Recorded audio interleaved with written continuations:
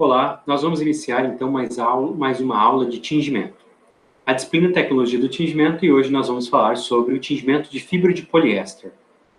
Como nós já mencionamos até agora, cada tipo de corante ele pode ser aplicado por um grupo de fibras ou fibras específicas, sempre levando em consideração qual é essa fibra, quais são as características dessa fibra no meio onde vai ocorrer esse tingimento e como é esse corante. Se esse corante ele apresenta solubilidade, quais são as formas de fazer com que ele aumente sua cinética de tingimento, diminua e como retardar isso. A fibra é um elemento primordial no processo de tingimento, porque é ela que vai receber o corante. Essa fibra, nós devemos conhecer as características físico-químicas dessa fibra, devemos também entender como essa fibra se comporta dentro de um determinado meio, se ocorrer uma variação em relação ao pH, o que ocorre nessa fibra, principalmente falando em relação às cargas dessa fibra, como que essa fibra se ela é sensível a um meio alcalino, a um meio neutro, a um meio ácido. Também é importante sabermos como que é essa morfologia dessa fibra. Algumas fibras, por exemplo, como a lã, que apresentam escamas na superfície, há uma necessidade, em alguns tingimentos por fluoridade, a abertura dessas escamas para a abertura do poro. Outras fibras, como as fibras termoplásticas, entender como é o escoamento intermolecular, como essas macromoléculas elas escoam para que ocorra a abertura do poro, também se torna importante. Assim, então, nós temos a importância dessa relação de temperatura também para as fibras de poliéster. E o corante, é importante também relacionarmos se esse corante apresenta sensibilidade. Essa sensibilidade pode ter uma relação com a temperatura. Em temperaturas muito altas, nós podemos atacar o corante, fazendo com que ocorra a quebra desse corante. E também, dependendo do meio, alguns corantes são sensíveis à variação de pH, podendo então ocorrer uma hidrólise ácida ou uma hidrólise alcalina nesse corante. A partir do momento que ocorre essa hidrólise, nós podemos atacar o grupo cromóforo e fazendo com que não tenhamos mais a cor nesse substrato. Por isso é sempre importante pontuar fibra, corante e o meio onde ele está sendo tinto. Por isso que o maquinário sempre é primordial para o processo de tingimento. Então, vamos falar sobre o tingimento. A nossa ideia sempre da aula é nós iniciarmos com um experimento imaginativo. A gente imaginar um determinado experimento. Por exemplo, nesse caso, vamos imaginar que nós tenhamos uma fibra de poliéster, um artigo de poliéster, pode ser um tecido de poliéster, certo? E ele vai entrar em contato com água. Vamos pensar que essa água esteja a temperatura ambiente. A primeira coisa que nós temos que pensar é o que ocorre com essa fibra em temperatura ambiente em um meio aquoso. A fibra de poliéster, nós sabemos que é uma fibra hidrofóbica, que ela apresenta um regain menor que 0,1%. Então, é uma fibra que tem uma hidrofobicidade muito alta. Então, quando é colocado na água, a uma temperatura ambiente, não acontece nada. Nós não temos o deslocamento molecular, nem a fibra ela incha. Então, nós não temos essa abertura de poro. Agora, se nós aumentarmos essa temperatura para uma temperatura que seja maior do que a temperatura de transição vítrea, que é 80 graus Celsius, nós vamos começar a ter o escoamento molecular. A partir daqui, então, os poros começam a se abrir. Essa abertura de poros pode nos ajudar no tingimento. Agora, vamos pensar que esse exemplo nosso, nós vamos colocar um corante lá. Vamos pensar primeiramente num corante que nós fizemos nosso primeiro processo de tingimento, corante direto. Então, o corante direto, quando ele entra em contato com uma água a uma alta temperatura, nós sabemos que ele vai estar solúvel. Certo? Então, nós temos um corante solúvel no meio. Esse corante, ele pode ir para a fibra, se essa fibra tiver afinidade pelo corante. Mas como a fibra de poliéster ela se comporta em um meio aquoso, aqui vamos considerar um pH neutro. Por ser uma fibra não iônica, não há mudanças na superfície dessa fibra. Então, o corante direto vai estar solúvel em toda a água, mas ele não tem interação com essa fibra. Então, nada faz com que o corante saia do meio e vá até a fibra. Mas nós poderíamos ter aqui, pelo fato de ter muito corante no meio, ele poderia se deslocar para o interior da fibra porque não há corante. No entanto, essa abertura de poros é muito pequena. Porque nós sabemos que os corantes do tipo direto são corantes grandes e lineares. Então, o corante direto, o máximo que ele consegue fazer é se depositar na superfície da fibra. Então, é o tipo de corante que não vai conseguir tingir essa fibra. Assim também como os corantes ácidos. Assim como os corantes reativos também não conseguem. Nesse caso, nós temos que utilizar corantes específicos para o tingimento de poliéster. Esses corantes são chamados corantes dispersos ou corantes dispersivos. Certo? Então, esse tipo de corante que consegue tingir a fibra. Uma das principais características desse corante é a baixa massa molecular. E eles também têm característica não iônica, esse corante. Então, ele é pequeno. Então, se aqui, a 80 graus, é uma temperatura ainda baixa para esse processo de tingimento. O ideal é continuar aumentando essa temperatura. Os tingimentos normalmente realizados em poliéster são na faixa de 130 graus Celsius. Temperaturas inferiores a essa, há uma necessidade de inserção de produtos químicos para que esses poros se abram mais facilmente, o corante ele solubilize mais. Por ele é chamado corante disperso porque quando ele entra em contato com a água, ele forma uma dispersão coloidal na água. Então, ele é dito parcialmente solúvel. Esse corante, então, conforme você aumenta a temperatura, você também consegue aumentar esse tingimento. Então, vamos lá. Agora, voltando para o nosso exemplo, para que ocorra um tingimento, para que esse corante ele acabe adentrando a fibra, a gente necessita de um corante especial, uma temperatura especial e um respeito em relação a pH para esse corante e também para esse tipo de fibra. Então, a partir daqui, nós sabemos que tingir poliéster não é fácil. Não é qualquer corante que tinge poliéster. Os corantes, às vezes, nem mancham o poliéster, por essa alta cristalinidade que a fibra tem e por essa característica de uma fibra não iônica. Então, não há interações eletrostáticas, não há interações covalentes, não há interações de aproximação corante-fibra. Temos que buscar outros corantes e fazer outros processos de tingimento. Então, como comentado, nós precisamos de corantes específicos para o tingimento de poliéster. E esse corante específico é chamado corante disperso. Esse corante ele era aplicado, então, para fibras de acetato e foi desenvolvido para essa aplicação. Com a diminuição das fibras de acetato e com o surgimento da fibra de poliéster e a grande produção de fibra de poliéster, verificou-se que podia-se utilizar esse tipo de corante para o tingimento de fibra de poliéster. Esse corante ele deve ser utilizado, então, principalmente para fibras hidrofóbicas. E que essas fibras, elas têm uma característica, principalmente, não iônicas. No entanto, pode-se tingir também fibras com caráter iônico, como é o caso da poliamida, que também é utilizado no tingimento. No entanto, a poliamida, ela só consegue atingir cores claras, com o tingimento com a utilização corante disperso. Já o poliéster, que é uma das fibras mais consumidas do mundo, ela acaba sendo empregada com corante disperso. É o único corante utilizado para o tingimento de fibra de poliéster. Por isso que esse tipo de corante é um corante muito importante para a área têxtil, devido ao seu alto consumo.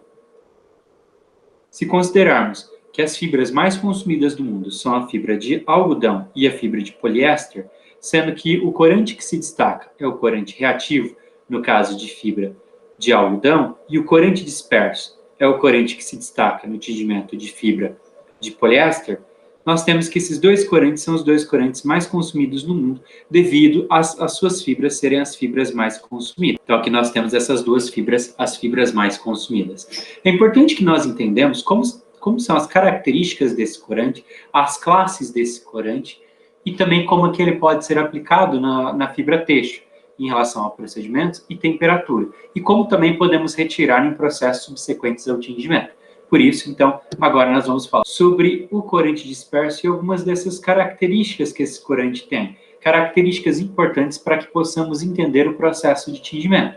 Então, aqui se destaca a característica em relação à solubilidade, o caráter iônico, a massa molecular desse corante e a sublimação. Então, começando pela solubilidade. A solubilidade dos corantes do tipo disperso, eles apresentam baixa solubilidade. Então, como os outros corantes, nós não vamos encontrar grupos sulfônicos aqui nas moléculas desse corante. Nós vamos encontrar grupos que apresentam mais baixa solubilidade, como é o caso de grupos OH. Esse corante, quando ele é colocado em água, numa solução aquosa, então, nós temos uma dispersão desse corante. Essa dispersão vai fazer com que nós temos uma solução coloidal. Essa solução coloidal, ela ocorre devido a esse corante ele ser parcialmente solúvel apenas. Ela é importante para que possamos entender o efeito da temperatura sobre esse processo de tingimento e também como esse corante ele se comporta no meio aquoso e de que forma que nós conseguimos fazer com que ele chegue até a fibra. Com relação ao caráter iônico desse corante, esse corante apresenta um caráter não iônico. Então, independente do pH, se ele for acima ou abaixo de 7, nós não vamos ter um corante aqui catiônico ou aniônico. Nós sempre vamos ter um corante com caráter não iônico.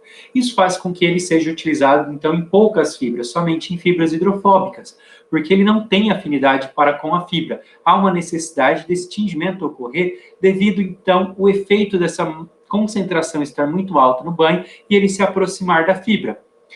E a interação corante-fibra são, então, interações hidrofóbicas, são interações muito fracas. A forma de tingir, que nós vamos ver mais à frente, ela tem que levar em consideração a porosidade da fibra e o efeito de resfriar, fazendo com que esse corante fique preso dentro da fibra. A massa molecular desse corante também tem que ser chamada a atenção, que a massa molecular dos corantes dispersos ela é mais baixa do que a maior parte dos corantes. Ser uma massa molecular muito baixa, faz com que esse corante ele consiga penetrar mais facilmente nos poros da fibra, como é o caso do efeito de tingimento. E, ao mesmo tempo, faz com que a cinética de tingimento ela possa ser muito rápida. E esse controle, devido à alta temperatura e essa massa molecular ser muito baixa. Então, para isso, há necessidade de termos retardantes no processo que acabam por se ligar ao corante, fazendo com que essa massa molecular ela seja maior e esse corante, ele, então, se movimente mais devagar. E conforme a temperatura for aumentando, esse corante ele vai se soltando desse igualizante, conseguindo penetrar na fibra e melhorando a igualização. E um outro ponto muito importante é este daqui, que diz respeito à sublimação. Esse corante é o único corante têxtil que tem essa característica de sublimar. O que seria sublimação? Nós pensamos, então, em estados da matéria, líquido, sólido e gasoso. Certo? Então, são esses três estados da matéria. Quando uma substância ela passa do estado gasoso para o líquido, ela condensa. Quando ela passa do estado líquido para o estado sólido, ela solidifica. Aqui nós temos também os efeitos contrários. Então, a passagem do estado sólido para o estado líquido, nós temos a fusão da matéria. A passagem do estado líquido para o estado gasoso, nós temos a vaporização. Então, cada uma dessas etapas aqui em relação ao estado da matéria. Mas nós temos uma etapa que pode ser passar diretamente do sólido para o gasoso, que a gente chama de sublimação. Por isso que esse corante é o único corante que faz isso. E isso é tão importante que é uma técnica de estamparia, onde nós temos um papel com o corante, esse corante está ali no estado sólido. Quando ela é colocado sobre o artigo têxtil, um poliéster, por exemplo, é abaixado uma prensa a uma alta temperatura, esse corante ele está no estado sólido, ele passa para o estado gasoso, e devido à alta temperatura e essa pressão, a fibra se abre, a fibra do artigo têxtil, fazendo com que esse gás entre, que é o corante, e depois ele se feche. Essa é a sublimação, e por isso uma característica muito importante. Essa característica também faz com que a gente pense em relação a um efeito que é a termomigração. A termomigração, agora nós estamos falando, se um artigo têxtil ele é tinto com corante disperso, e se ocorre uma elevação de temperatura muito alta, esse corante ele pode sair do artigo têxtil e migrar para a superfície, que esse é o fenômeno de termomigração, que é como se fosse uma ideia de solidez em relação à temperatura. Então, ele sai do interior da fibra, vai até a superfície, e se outro corpo entrar em contato com ele, acaba retirando. Essas são características importantes, então, do corante disperso e que são relevantes no processo de tingimento. Aqui é um exemplo de 3 corantes. Eu tenho o corante, o pontilhado, o corante disperso, azul 3. Então, aqui eu tenho o corante disperso, azul 3. Eu tenho o tracejado, o corante disperso laranjado 3, e aqui eu tenho o disperso laranjado 5, certo? A primeira coisa, vamos avaliar cada um desses corantes. Primeira coisa, em relação ao primeiro corante, que é o corante azul. Esse corante, como a gente pode ver, ele tem aqui, esses daqui são nossos grupos, é o nosso cromóforo, certo? Nós vemos, então, aqui grupos solubilizantes do tipo NR, certo? Então, são grupos que apresentam baixa solubilidade. Já o corante laranjado 5, ele tem grupos solubilizantes, grupos cromóforos, o N-N, que é o nosso azo. Apresenta também aqui NR como solubilizantes, então tem baixos solubilizantes, né? E o último corante é o nosso corante disperso laranjado, que também tem grupo cromóforo azo, que é azo. E aqui nós temos também grupos solubilizantes baixos, certo? Então, esses corantes, eles apresentam baixa solubilidade, como vocês podem ver, todos eles têm massa molecular baixa. E um outro ponto aqui a destacar, aqui é o antraquinona, esse gráfico. Esse gráfico ele nos mostra a solubilidade em miligramas por grama aqui de água, em relação à temperatura. Miligramas de corante por gramas de água. Então, como vocês podem ver, até 80 graus, aproximadamente, a solubilidade desses corantes é muito baixa. Então, nós conseguimos ver uma solubilidade aumentada conforme nós aumentamos essa temperatura. Então, uma temperatura de 90 graus, nós temos esses corantes com uma solubilidade muito boa. E essa solubilidade, ela tem que ser levada em conta em relação ao tingimento. Porque para que você consiga fazer com que um artigo ele seja tinto, esse corante ele tem que estar na sua forma solúvel. Porque ele precisa penetrar pelos capilares, ele precisa penetrar pela fibra e se distribuir. Então, esse ponto é muito importante quando a gente pensa no processo de tingimento e nós levamos em consideração a temperatura. Aqui nós nem estamos falando em relação à fibra, porque a fibra ela também vai ter um fator primordial em relação a essa temperatura no processo de tingimento. Então, esses corantes, como a gente pode ver, têm massa molecular baixa, mas eles apresentam grupos solubilizantes também com baixa solubilidade, e há o efeito de temperatura que pode ajudar nesse processo de tingimento. Aqui um exemplo de outros dois corantes, como vocês podem ver.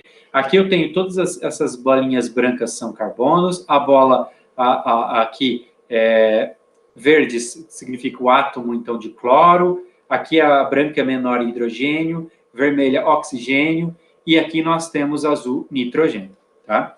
Então, aqui nós temos os dois principais cromóforos, que até nós já vimos mostrado ali na figura anterior, no slide anterior. Nós temos, então, os dois principais cromóforos, são os cromóforos antraquinona e os cromóforos do tipo azo. Então, aqui eu tenho o disperso azul. Aqui o disperso vermelho, desculpa. Disperso vermelho 60 e aqui o disperso amarelo 211. Então, ambos corantes apresentam uma estrutura mais compacta comparada com os outros corantes. Eles não apresentam, como a gente pode ver, grupos do tipo NaSO3. Então, aqui na estrutura, como é visto, não temos nem enxofre, tá? Esse cloro, ele não é reativo. Ele não é a mesma coisa do que o cloro lá do grupo reativo, do corante do tipo reativo. E nós continuamos aqui com grupos solubilizantes de baixa solubilidade. Nesse ponto, a parte mais importante é entendermos que existem cromóforos diferentes de acordo com as cores do corante, e esse corante continua tendo baixa solubilidade, ele continua tendo essa característica de poder sublimar, e além de tudo, eles apresentam massa molecular muito pequena. Os corantes do tipo disperso, eles são classificados em grupo A, grupo B, C e D. O grupo A, ele está fora, na verdade, da tabela, que esse corante aqui, ele é pouco utilizado para poliéster, devido à sua energia ser muito baixa. Essa energia, a gente está falando da energia de sublimação. Dizer que ele apresenta energia de sublimação muito baixa significa que em temperaturas baixas, esse corante ele pode passar do estado sólido para o estado gasoso, o que então não é indicado para o tingimento de poliéster. Ele pode ser indicado para o tingimento de poliamida e aqui o triacetato de celulose. E também é a classe de corantes que é utilizada na estamparia. Então, vamos lá para nós falarmos em relação a qual é a diferença dessas três classes aqui, que são as três classes de corantes do tipo disperso utilizados para o tingimento de poliéster. Então, eu aqui destaquei a energia, porque essa energia está relacionada com a sublimação. Então, quanto mais baixa for a nossa molécula, mais baixa é essa energia de sublimação, porque menos energia nós vamos precisar para fazer com que essa molécula ela passe do estado sólido para o estado de vapor, ou seja, sublime. Se nós olharmos, então, aqui, nós vamos ver que a baixa energia do grupo B, ele também apresenta uma pequena molécula, ele apresenta solidez a sublimação baixa, então quer dizer que a temperaturas não muito altas fazem com que esse corante ele saia de dentro da fibra, se essa fibra ela acaba abrindo e vá até a superfície. Ele apresenta boa migração, porque nós estamos falando de corante que tem massa molecular pequena, uma difusão rápida, que também está relacionado com a massa molecular pequena, e a intensidade aqui são de cores claras e médias. A intensidade de cor, ela sempre vai estar relacionada com o tamanho desse corante. Corantes que apresentam alta massa molecular, eles vão ser utilizados, então, para cor, eles acabam tendo cores mais escuras. Corantes que apresentam massa molecular mais baixa, ele tem cores mais claras. Ao mesmo tempo, eles também são corantes que apresentam maior cor brilhante, eles brilham mais. Aqui, passando para um corante, então, de classe C, aqui em relação aos corantes disperso, nós estamos falando que esse corante já apresenta média energia, devido ao fato de serem corantes de média massa molecular. São corantes que apresentam, então, média solidez da sublimação, migração moderada, e aqui, então, o classe C, a gente pode dizer que todas essas características são características médias. É uma cor entre clara e escura, ele apresenta uma difusão média, e já o último corante, que são os corantes de classe D, são os corantes que apresentam a maior massa molecular, então são os corantes que precisam de mais energia para passar do estado sólido para o estado gasoso, então são os corantes que precisam de mais energia para sublimar, devido a essa massa molecular ser mais alta. No entanto, ele apresenta difusão lenta, porque ele se movimenta, então, de uma forma muito lenta no meio, e a migração dele também é baixa, ele não consegue penetrar de forma fácil pelos capilares. Ele apresenta, então, essa dificuldade de migração. E aqui são os corantes que apresentam essa massa molecular mais alta.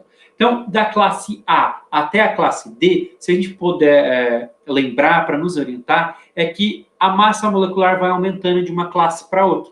E se eu pensar na massa molecular, eu consigo pensar em todas as outras características que estão apresentadas nessa tabela. Por exemplo, quando o corante tem baixa massa molecular, significa que ele vai ter uma baixa energia, que são os corantes de classe B, vai apresentar uma boa migração, porque ele consegue, então, ali se difundir de forma rápida, ele consegue penetrar pelos capilares, mas são corantes normalmente de cores claras. E assim sucessivamente, para cada uma dessas classes, a gente consegue relacionar apenas com a massa molecular. E agora, então, já que já conhecemos o nosso corante, podemos falar do processo de tingimento. A maior parte do poliéster, ele é tinta por processo de esgotamento. E nesse caso, nós temos que esse tipo de corante, ele deve ser tinto em máquinas específicas. Ou, se não for máquinas específicas, nós vamos precisar de produtos químicos específicos. As máquinas que podem ser utilizadas para o tingimento de poliéster, a princípio, são máquinas que podem pressurizar. Então, são os jet, principalmente os jet longo ou jet curto, quando a gente fala de tingimento de malhas, principalmente. E aqui nós vamos ter também autoclave, quando nós falamos de tingimento em fio. Essas máquinas, elas podem pressurizar. O que significa isso? Significa que elas podem atingir uma temperatura superior a 100 graus, fazendo com que a água ela não evapore.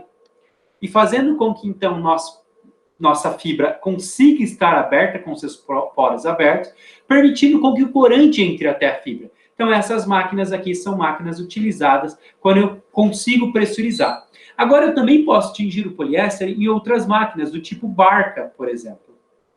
A Barca é uma máquina que não consegue pressurizar, então ela não atinge temperaturas superiores a 100 graus. A Barca, você só consegue tingir poliéster se produtos químicos são inseridos nesse processo de tingimento, fazendo com que a cadeia do poliéster se abra e o corante ele se torne mais solúvel. Por quê? Porque assim ele consegue penetrar pela fibra, fazendo com que melhore o tingimento. Então, usamos Barca quando não temos jet, é claro, e quando a gente usa Barca, a gente precisa de produtos químicos específicos. Esses produtos químicos, eles são danosos ao meio ambiente. Então, o ideal seria evitá-los. Se você tem a máquina, o jet ou o autoclave, o ideal seria utilizar essas máquinas. Se não tem, é claro que você tem que utilizar esses produtos químicos que acabam sendo mais nocivos. E é claro, em alguns casos, você precisa utilizar isso.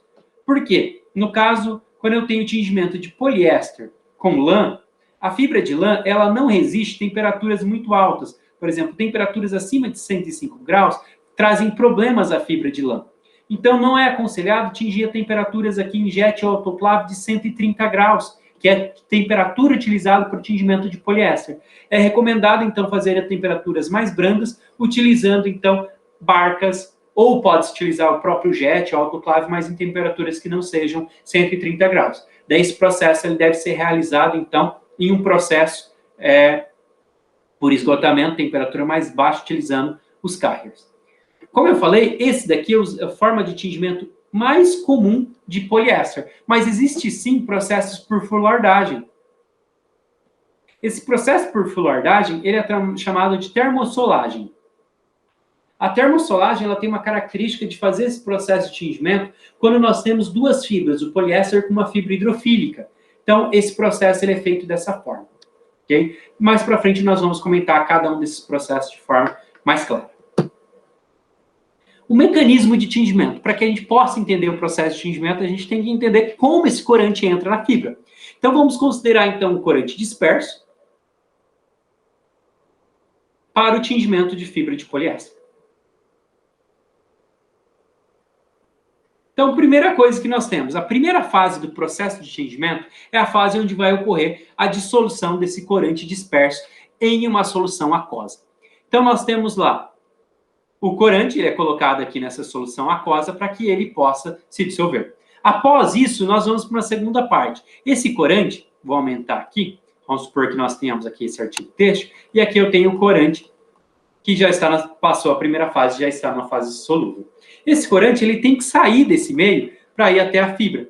No entanto, lembrando, essa fibra ela não tem afinidade pelo corante. Para que isso ocorra, nós aumentamos a temperatura para que os poros dessa fibra se abram. Se não utilizarmos carriers, nós estamos falando de temperaturas de 130 graus. Esse corante ele começa a vibrar, ele vai ter uma cinética muito alta e ele vai aqui fazer um processo de tingimento que é o que a gente chama de Fickiano. Que por difusão, ele vai penetrando, então, na fibra. Porque nesse ponto aqui, a gente tem uma alta concentração de corante. E aqui nós temos uma baixa concentração de corante. Então, nós vamos ter um gradiente de concentração, fazendo com que o corante saia da região onde tenha a maior concentração e vá para a região onde tenha a menor concentração. Isso daqui ela é representada, então, pela equação de Fick.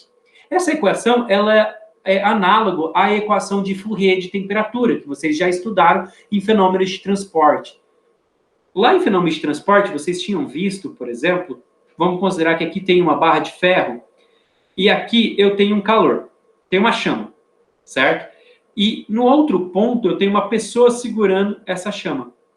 Eu tenho, então, que o calor ele vai fluir dessa região, essa região aqui ela tem temperatura mais alta. Então, vamos chamar aqui T1 e aqui T2. Como o T1 está exposto à chama, eu sei que T1 é maior que T2. Então, aqui nós vamos ter um gradiente de calor, um gradiente de temperatura, aliás, fazendo com que o calor saia da região onde tem a maior temperatura para onde tem a menor temperatura, que vocês já estudaram em relação a Fourier, fazendo com que essa temperatura ela aumente até chegar em equilíbrio. É a mesma coisa aqui. Aqui, no entanto, nós chamamos de modelo Fickiano, onde a maior concentração vai fazer com que ocorra esse movimento Fickiano, indo para a região onde ocorra menor concentração. Então, a princípio, ocorre a fase de adsorção, que é a nossa fase 2. O corante ele vai para a superfície da fibra. Após esse corante ele chegar na superfície da fibra, nós passamos por uma segunda etapa, uma terceira etapa, que é a etapa de difusão. Aqui o corante, então, ele vai penetrar pela fibra. Penetrando pela fibra, então, difundindo para os seus microcanais e canais de toda a fibra, aqui garantindo que tenhamos uma boa igualização, nós vamos ter, então, essa difusão concreta. Após essa difusão, então, nós temos a fibra tinta. Essa fibra tinta, ela é como se o corante já espalhasse por toda ela. Mas após isso, então, toda essa fibra estar tinta, nós vamos começar um processo inverso. Agora, nós vamos estar aqui temos muito corante, e no meio, nós não temos muito corante. Nós vamos começar um processo inverso agora de difusão. Como o corante ele não faz ligações com a fibra, ele fica livre. Então, ele entra na fibra, ele se difunde pela fibra, mas ele pode sair voltando para o meio. E agora nós vamos ter, então, uma difusão contrária. É o efeito onde eu vou ter o corante, ele penetrou na fibra, agora ele vai sair e vai até a superfície da fibra. Então, aqui é um retornar. Então, aqui nós tingimos e agora ele vai retornando para o meio. Depois que ele chega à superfície da fibra, a gente chega à fase de desorção. Esse corante agora, ele vai voltar para o meio. Após ele voltar ao meio, ele pode voltar à fibra de novo e ficar fazendo esse ciclo, até que a gente atinja o equilíbrio. Esse equilíbrio, ele é importante porque a gente precisa ter um tempo de tingimento que garanta essa igualização, que esse corante ele vai migrando por toda parte, ele vai penetrando, lembrando que nós estamos falando de uma fibra que tem alta cristalinidade, então nós temos essa dificuldade de penetrar, até que nós tenhamos todo o artigo ali de uma forma homogênea e tinto. E lembrando aqui que também temos que sempre lembrar de esgotamento do processo, temos que lembrar também de igualização, como todo o processo de tingimento, e temos que lembrar também sobre a nossa terceira parte, que sempre a gente fala, que é a solidez ou fixação aqui, certo? Então, são 3 fatores que sempre a gente vai levar em consideração. E lá na avaliação nós vamos falar sobre eles. E vamos falar também, é claro, de cor, que tem essa relação direta com igualização, esgotamento e solidez. E quando a gente fala do processo de tingimento em si, nós falamos que há necessidade para que ocorra esse tingimento que eu acabei de mostrar para vocês, em cada uma dessas etapas, a inserção de produtos químicos. Aqui eu separei quais são os principais produtos químicos utilizados nesse processo de tingimento. Então, aqui nós temos os ácidos, produtos dispersantes, umectantes, igualizantes, tampão e aqui carriers. Esse carriers, ele só vai ser utilizado quando eu faço tingimento em temperatura inferior a 130 graus Celsius, como eu já comentei para vocês anteriormente. Então, vamos lá. Qual a necessidade de inserção de um ácido no processo de tingimento? Então, muitos corantes do tipo disperso, eles são sensíveis ao pH. Então, se você tiver um pH alcalino, você pode estar destruindo o seu corante, porque ele pode sofrer uma degradação hidrolítica. Há uma necessidade, então, de controle de pH em pH 4,5, no máximo 6. Alguns livros dizem que esse pH ele deveria ser controlado entre 4,5 e 5,5. Outros dizem que é uma faixa de 5, 5,5, certo? Mas tudo isso depende do tipo de corante. Aqui essa faixa está apresentada maior porque hoje nós falamos de que existem corantes mais modernos que podem resistir a um pH um pouco acima, certo? Aqui ainda falando de pH levemente ácido. O ácido aqui, a solução, se ela for rica em H+, ela não causa nenhuma diferença em relação à fibra. A fibra de poliéster, é claro, ela não apresenta sensibilidade ao meio ácido. Claro, se você deixar uma solução com um ácido forte, uma temperatura muito alta, você pode despolimerizar a fibra. Mas no processo de tingimento, nós não estamos falando em concentrações de ácido muito forte, muito alto, e nem um tempo muito grande para que ocorra essa despolimerização.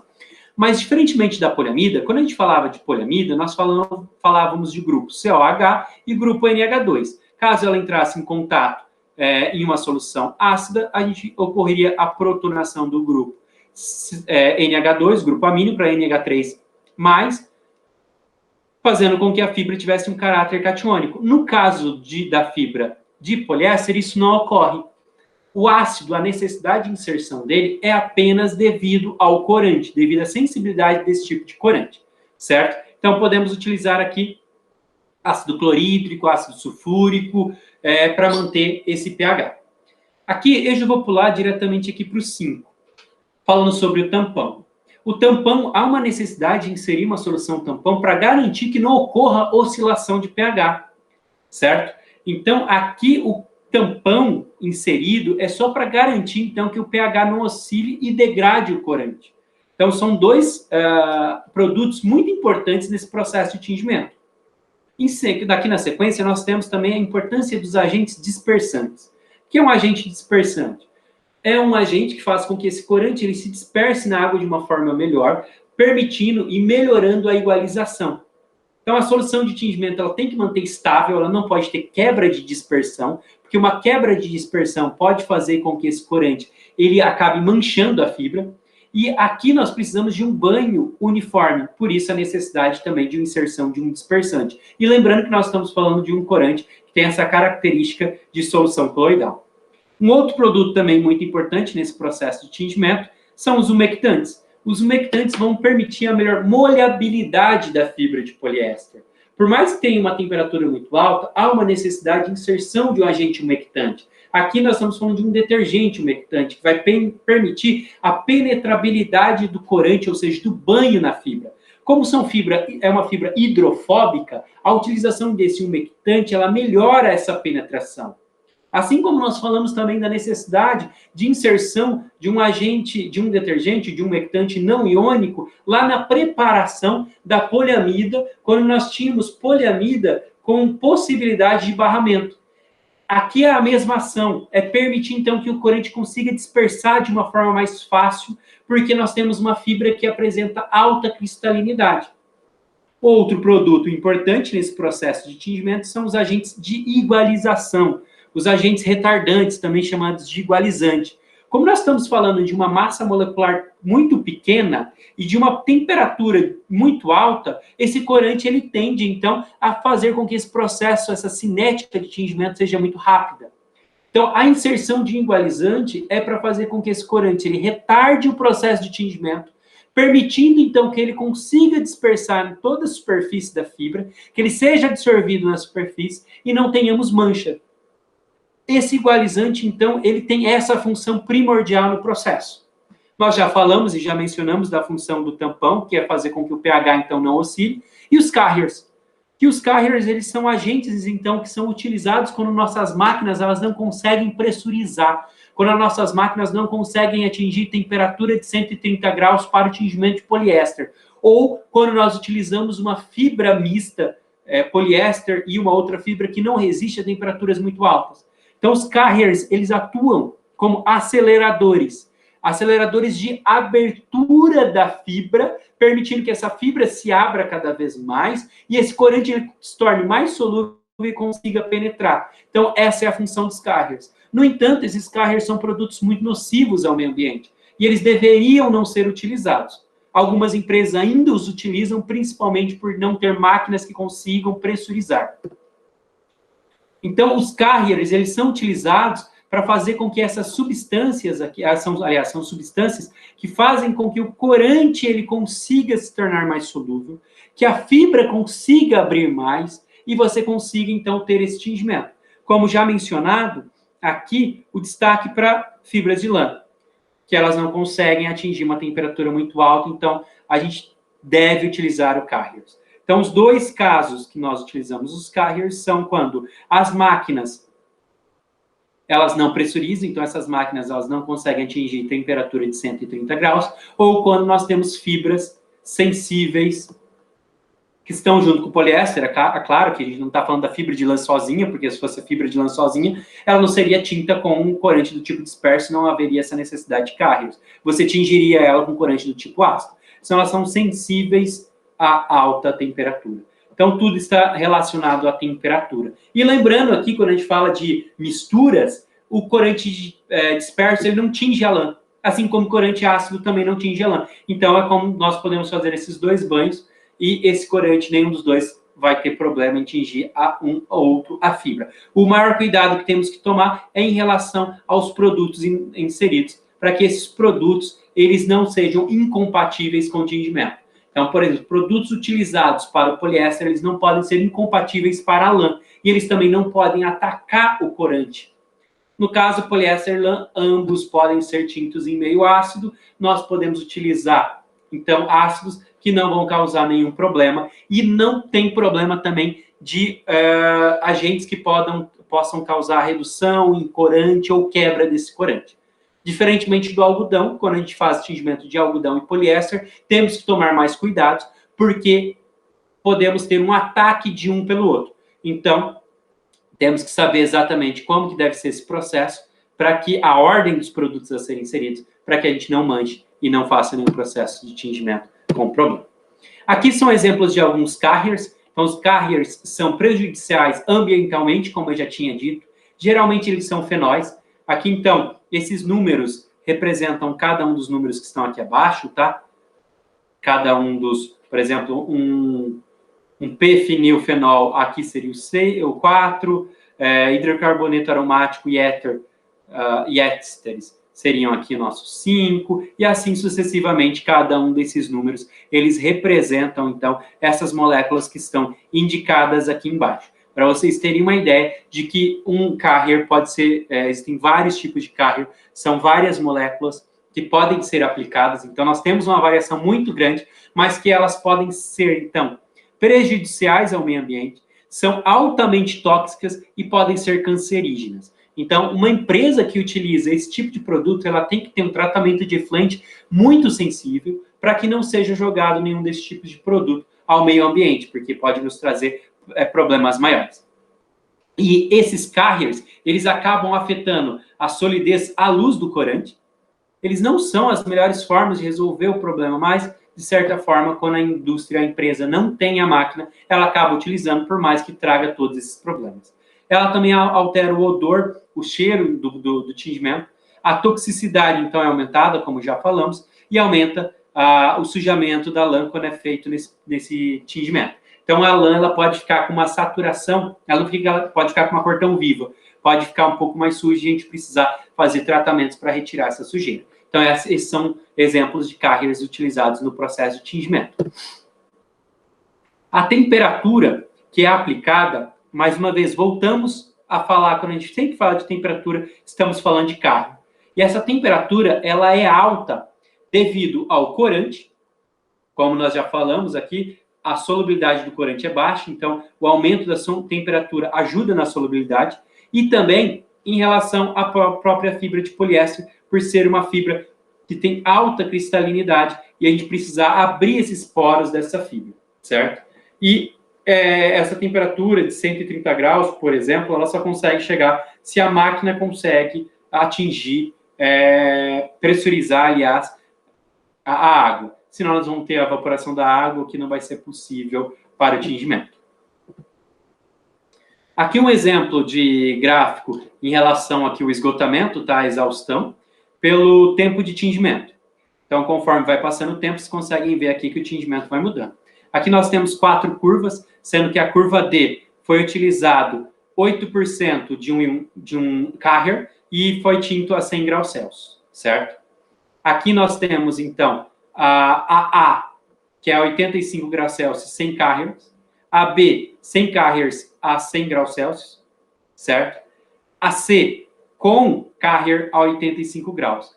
Esse gráfico, ele mostra, na verdade, aqui pra gente, que o carrier, ele acelera a cinética de tingimento, por isso que ele é chamado um acelerador, por isso cuidado em relação a manchar, ele pode manchar, e a gente consegue verificar aqui, comparando, por exemplo, a A com a C, que são os pares de comparação, a gente consegue ver a influência de aumentar a solubilidade e abrir esses poros. Então, o carrier tem um efeito muito importante. Ó, só a inserção de carrier, nós saímos aí de um tingimento próximo de 17% de esgotamento, mais ou menos, para um tingimento aqui, que a gente já está falando, na ordem de 70%. Como o carrier é muito mais barato do que o corante, compensa inserir carrier para que nosso esgotamento aumente. Claro que nós estamos pensando em relação à cor. Se levarmos em conta o efluente, o meio ambiente, carriers não são bons produtos e não deveriam ser utilizados. Aqui, então, esse gráfico mostra o efeito do carrier. Isso é um exemplo de uma marca de um carrier. No tingimento de poliéster com o corante disperso vermelho 1, certo?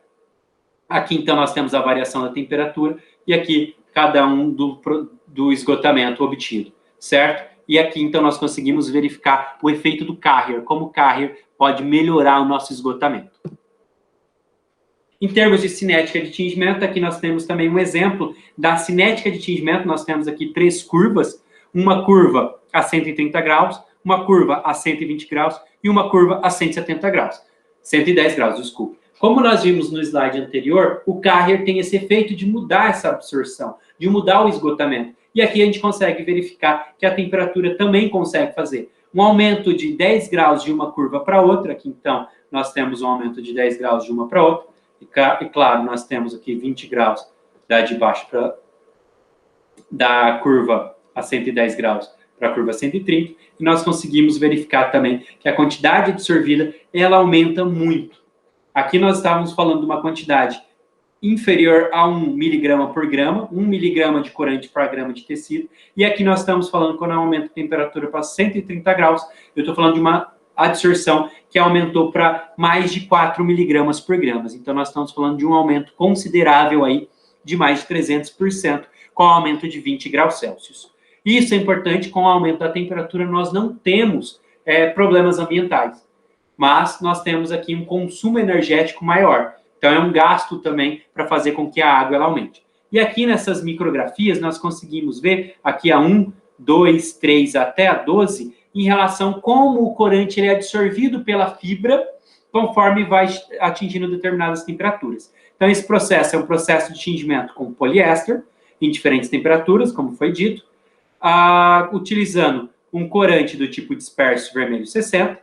O primeiro experimento é 80 graus. 80 graus vocês conseguem verificar que o corante ele está muito próximo da fibra, mas ele ainda não está penetrando. 80 graus nós estamos falando da temperatura de transição vítrea, mas aqui os poros eles começaram a abrir, mas esse corante também ele tem uma solubilidade ainda que não é tão alta. Quando nós passamos a 90 graus, nós percebemos que há essa distribuição anelar, né, que é como o corante disperso ele vai atingindo, porque ele vai penetrando da parte mais externa da fibra para a parte mais interna, sem fazer nenhum tipo de ligação. Então, nós verificamos que esse tingimento anelar ele vai aparecendo. E é muito importante aqui nós verificarmos esse tingimento anelar, porque nós temos que tomar cuidado, porque, por exemplo, aqui nesse tingimento, nós poderíamos pensar que a fibra ela já está com efeito de cor. No entanto, essa coloração, ela pode sair da fibra, porque ele não penetrou bem na fibra, então nós podemos ter problemas de solidez. Por isso, essa necessidade de aumento de temperatura, como a gente pode verificar, o corante, cada vez que aumenta a temperatura, ele distribui, ele entra mais na fibra. E aqui, a partir da 7, vocês podem ver que nós temos, então, um corante que já penetrou na fibra. A 7, nós estamos falando exatamente aqui de uma temperatura de 130 graus, certo? 130 graus, passado 20 minutos. Então, nós já permitimos que ele entrasse na fibra e que se espalhasse pela fibra. E depois nós começamos a ver 40 minutos, 1 hora, 1 hora e 20, e aqui até 120 minutos, certo? Então, aqui é 130 graus a 120 minutos, 2 horas. Aqui, então, é um tempo bem excessivo, só para a gente verificar que conforme passa muito tempo, nós não temos uma mudança. Por quê? Porque entra em equilíbrio. Não há mais mudança de entrada. Existe ponto de saturação. Então, conforme aqui, nós podemos pensar em modelos lineares aqui. Conforme vai entrando aqui o corante, chega um momento que satura. Certo? Quando eu penso em CF por CS. Então, muitas vezes, essas curvas são mostradas essa parte linear, tá? Para mostrar que há uma entrada linear, porque o corante não faz nenhum tipo de interação, a fibra não influencia a afinidade. Então, a gente acaba tendo esse tipo de cinética de tingimento. Mas é muito importante, mais uma vez, falarmos que a temperatura faz com que o corante ele tinja muito rápido, por isso a necessidade igualizante de todos aqueles produtos que já havíamos mencionado. Aqui são os dois gráficos de tingimento, então, utilizando auxiliares, esses auxiliares, entendo que nós estamos falando de equalizante, dispersante, estamos falando de ácido, estamos falando aqui de tampão e todos aqueles que já comentamos. Então, aqui um exemplo de tingimento usando carriers e aqui um exemplo de tingimento sem utilização de carriers. Nós temos, então, esse processo de tingimento aqui nesse exemplo a 100 graus Celsius e esse processo de tingimento aqui a 130 graus Celsius, pelo fato de não ter sido utilizado carriers. Então, a primeira fase nós temos a inserção dos produtos químicos, é um processo por esgotamento, como vocês podem ver. Nessa fase, então, nós temos a inserção dos produtos preparando o meu artigo têxtil para que somente depois ele receba corante. Após essa preparação, há uma inserção do carrier também para preparar ainda mais a fibra, porque essa fibra agora ela vai conseguir se dilatar mais facilmente, só depois a inserção do nosso corante, para que não tenhamos problema de manchamento. Aqui, a única diferença é que não há inserção de carriers nesse início desse processo, e o processo ele acaba ocorrendo a 130 graus. Então, são dois exemplos de gráficos de tingimento por esgotamento, onde o poliéster é tinto usando corante do tipo disperso. É importante também comentar sobre zona crítica de tingimento. O que é a zona crítica de tingimento? Ela não é só para o poliéster. Outros corantes a gente também pode calcular e verificar o que é a zona crítica de tingimento, que é a ZCT. A zona crítica de tingimento é uma zona onde vai ocorrer a adsorção mais rápida desse corante. Então, é onde a região onde pode ter maior manchas de corante. Então, por exemplo, se eu for fazer um processo de tingimento, vou usar aqui como exemplo esse mesmo gráfico. Vamos supor que eu fosse tingir um produto e eu tivesse esse tingimento aqui. Certo? Qual que é a diferença dos dois? Primeiro, esse em verde, eu tenho um gradiente mais baixo. Esse gradiente mais baixo significa que eu vou ter que ter mais tempo de tingimento se eu considerar que isso daqui ele é um platô fixo. Então, estão vendo que daqui a aqui é o meu tempo maior de tingimento. Então, quanto menor o gradiente, maior o tempo de tingimento. No entanto, quanto menor o gradiente, melhor a nossa distribuição do corante na fibra. Mas nós temos problemas de produção. E a gente precisa levar em consideração uma alta produção para que tenhamos lucro. A zona crítica ela serve exatamente para determinar qual é a região onde vai ocorrer o tingimento propriamente dito. Porque nesse começo de processo aqui, até esses 95 graus, o corante está no meio e não está indo à fibra. Então, nós podemos ter um gradiente mais alto. Só após o processo de tingimento, quando o corante ele começa a realmente ser absorvido pela fibra, nós temos que mudar essa inclinação. Nós temos, então, que diminuir o gradiente. Por isso que aqui essa curva ela tem duas inclinações. E essa curva que mostra aonde a inclinação ela muda, a gente chama de zona crítica de tingimento. Estão vendo que depois aqui aumenta de novo a inclinação. Poderíamos, se fizéssemos um tingimento usando um gradiente mais alto, teríamos um tempo de processo menor, mas teríamos problemas em relação à distribuição do corante na superfície. Então, o que a gente precisa encontrar é esse meio termo. E essa zona crítica de tingimento, ela pode ser feita a partir de experimentos chamados de curva de montagem.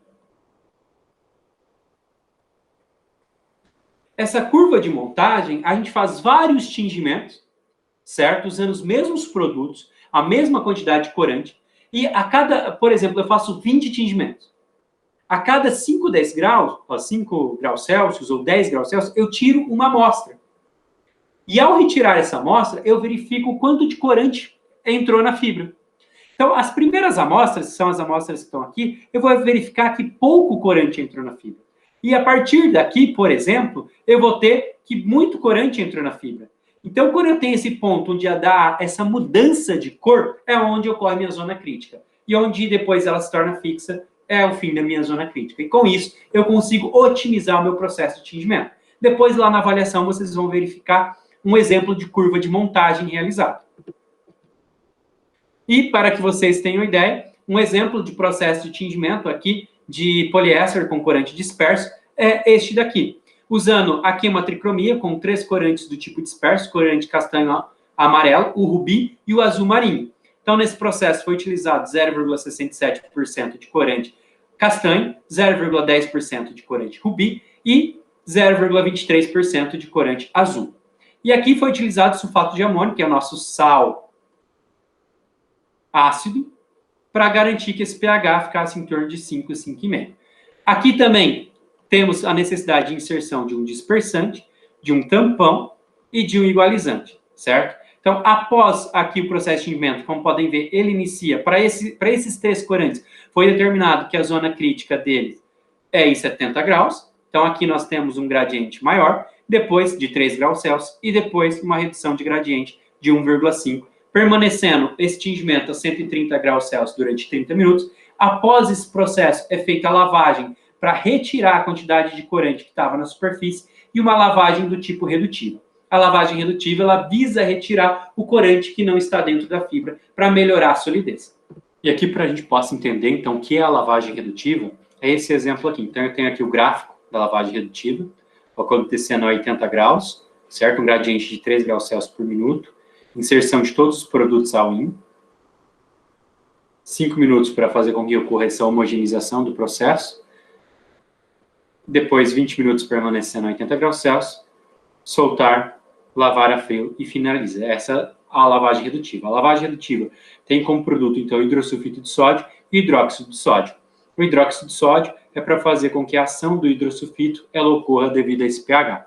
O que, na verdade, nós estamos falando aqui? Nós estamos falando de uma lavagem que vai atacar o corante que está na superfície. Então, imaginem vocês que nós temos aqui uma fibra, certo?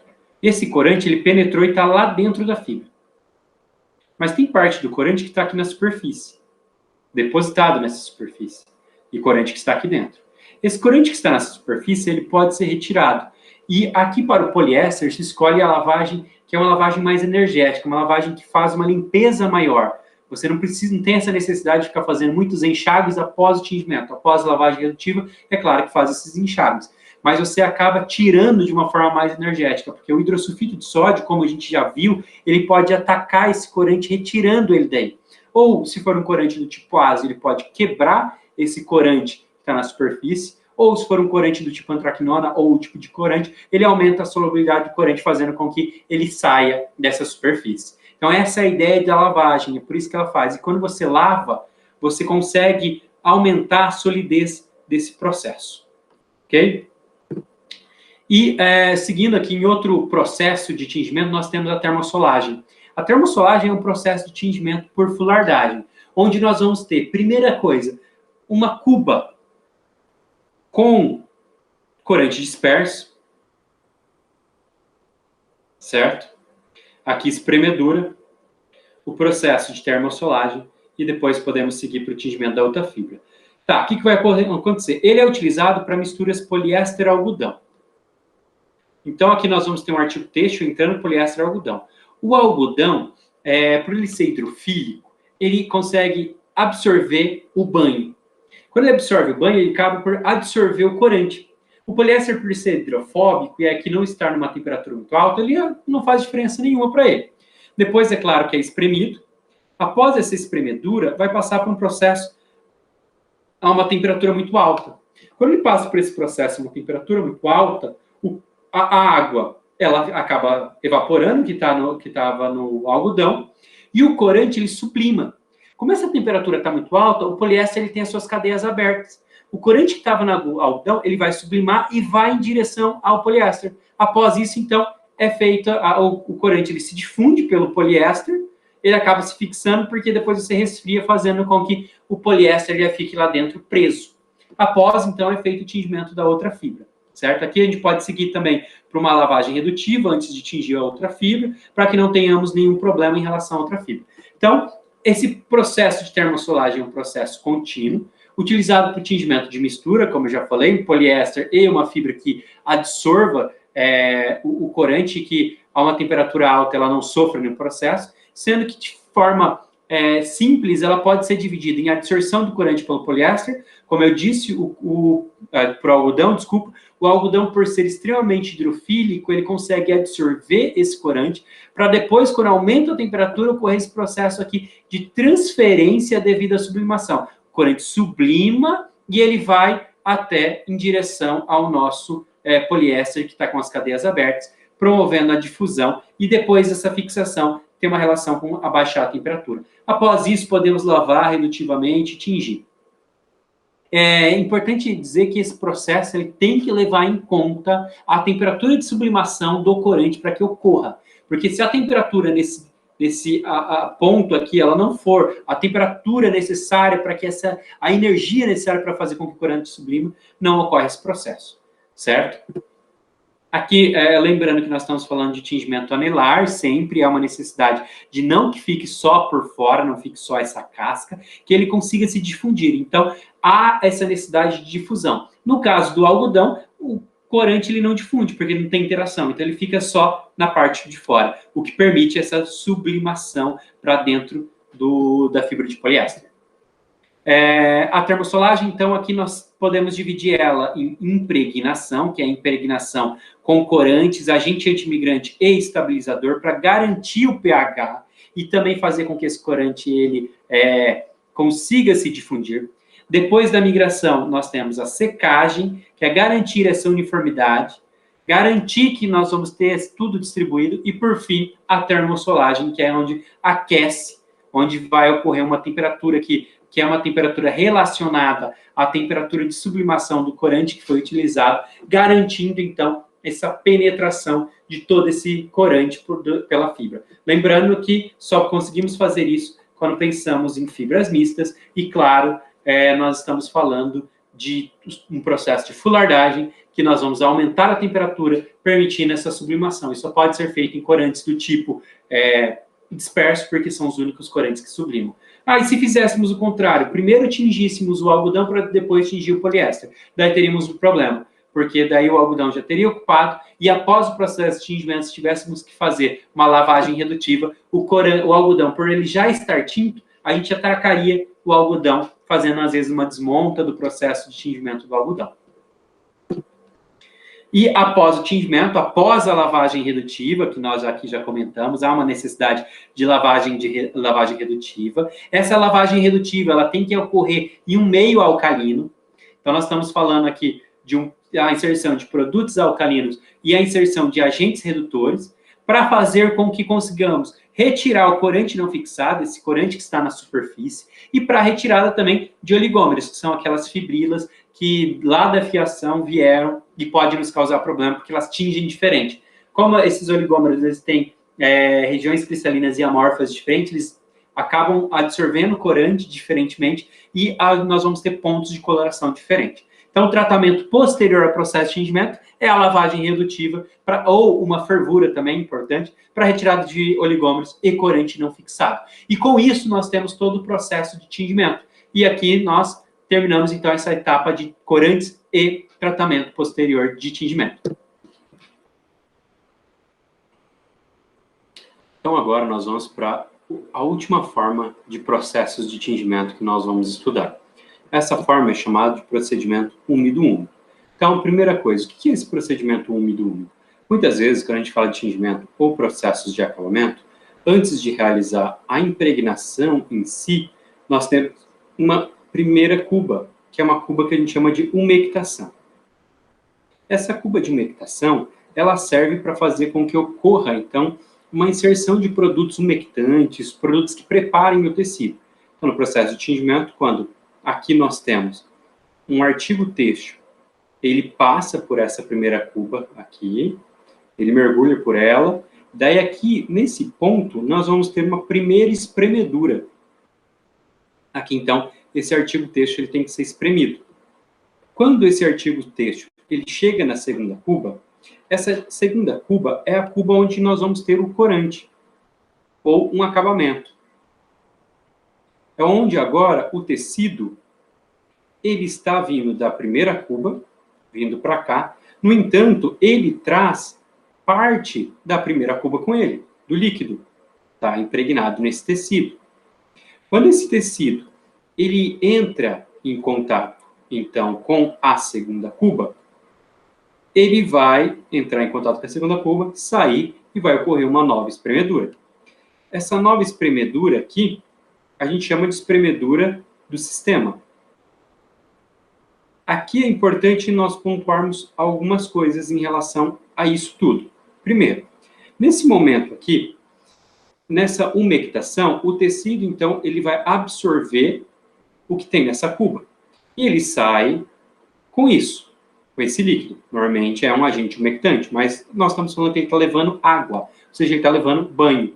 Aqui, parte desse banho, ele vai se dispersar aqui, mas outra parte continua do tecido, subindo até aqui, certo? E nessa segunda cuba, então, quando ele entra em contato, nessa saída, ele também vai arrastar banho dessa segunda cuba. E ao final nós temos essa espremedura. Então, nos processos úmido-úmido, onde há essa cuba de preparação, nós temos que entender que essas duas espremeduras, elas estão relacionadas, então, com uma primeira cuba e com uma segunda cuba.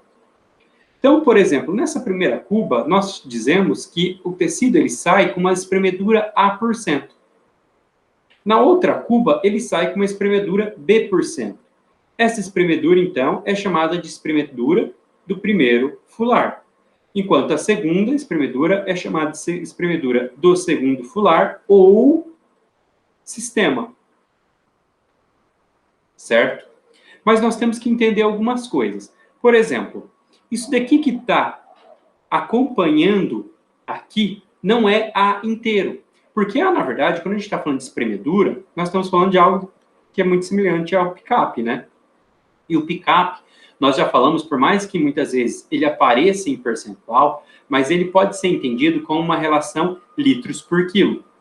Quando eu falo que um artigo ele tem 10% de pick-up, significa que a cada 1 quilo desse artigo, existe 10 litros de banho que estão nesse artigo, sendo levados. Então, aqui, quando eu falo espremedura A, eu estou dizendo que aqui existem uma relação de litros que está sendo arrastado por cada quilo de tecido. E isso, há, então, um volume de A que fica aqui, e outro volume sai. Certo? Esse volume de A aqui, ele não é inteiramente esse volume. Então, é o que a gente chama de parte de A. A parte de A que está saindo da primeira cuba. Essa parte de A a gente chama de P. P é a quantidade de A que passou pela segunda cuba, mas ainda sai acompanhando o tecido. Então, aqui eu tenho que A é a quantidade que está saindo da primeira cuba. E A, aqui então, A é a quantidade que sai da primeira cuba. Enquanto P é a quantidade de A que sai da segunda cuba. E B é a quantidade de... Aqui, quantidade a gente está falando sempre em relação a um volume, certo? Então, a quantidade aqui em volume. É a quantidade que sai do sistema. Então, para isso, a gente precisa criar algumas relações. Por exemplo, o quanto realmente, aqui a gente chama de espremedura real, é uma relação de o quanto está saindo só da segunda cuba. E quanto que é o que está saindo só da segunda cuba? Ou seja, quanto que é esse azul aqui? Seria uma relação de o quanto sai do sistema inteiro, menos o quanto sai tirando P, porque P tem uma relação com a primeira cuba. Então, B menos P, aqui que sempre essa unidade nós estamos falando que é litros por quilogramos ou percentual, ela é igual ao que a gente chama de espremedura real em relação a B. Enquanto eu posso chamar de A menos P, ou seja, a quantidade que está entrando nessa cuba em relação à primeira cuba, e a quantidade que está saindo da segunda cuba em relação à primeira cuba. A menos P é a quantidade, então, de um volume residual de A em B. Por que esses pontos eles são importantes? Porque a partir disso, a gente vai começar a verificar que a segunda cuba é uma cuba que está entrando volume nela, um volume vindo da primeira cuba, mas está saindo um volume dela também. Então, é importante nós entendermos isso. Então, para isso, se nós formos pensar em relação à segunda cuba, nós temos que ela tem um volume V. Volume V qualquer. Esse volume V está entrando nessa cuba uma quantidade, então, de volume vinda de A, mas está saindo uma quantidade dessa segunda cuba que também veio de A, que é A menos P. Então, isso é uma soma. Lembrando que isso daqui é litros por quilograma. Se eu multiplicar, então, pela massa de tecido que está passando, quer dizer que esse meu volume está aumentando. E, ao mesmo tempo, eu tenho que nessa segunda cuba há uma diminuição, essa diminuição daqui, que está saindo. Essa diminuição, ela pode ser chamada de B, que é o sistema, menos a quantidade que veio da primeira cuba. Multiplicado pela massa, lembrando que nós vamos ter litros por quilograma, se multiplicarmos aqui. Isso é muito comum essa equação, essa expressão, que é a expressão de volume na segunda cuba em um tempo t, ser chamada de V mais A menos P mais, menos P menos B. Por quê? Se eu considerando aqui, considerando 1 quilo de tecido, tá? Daí nós teríamos isso.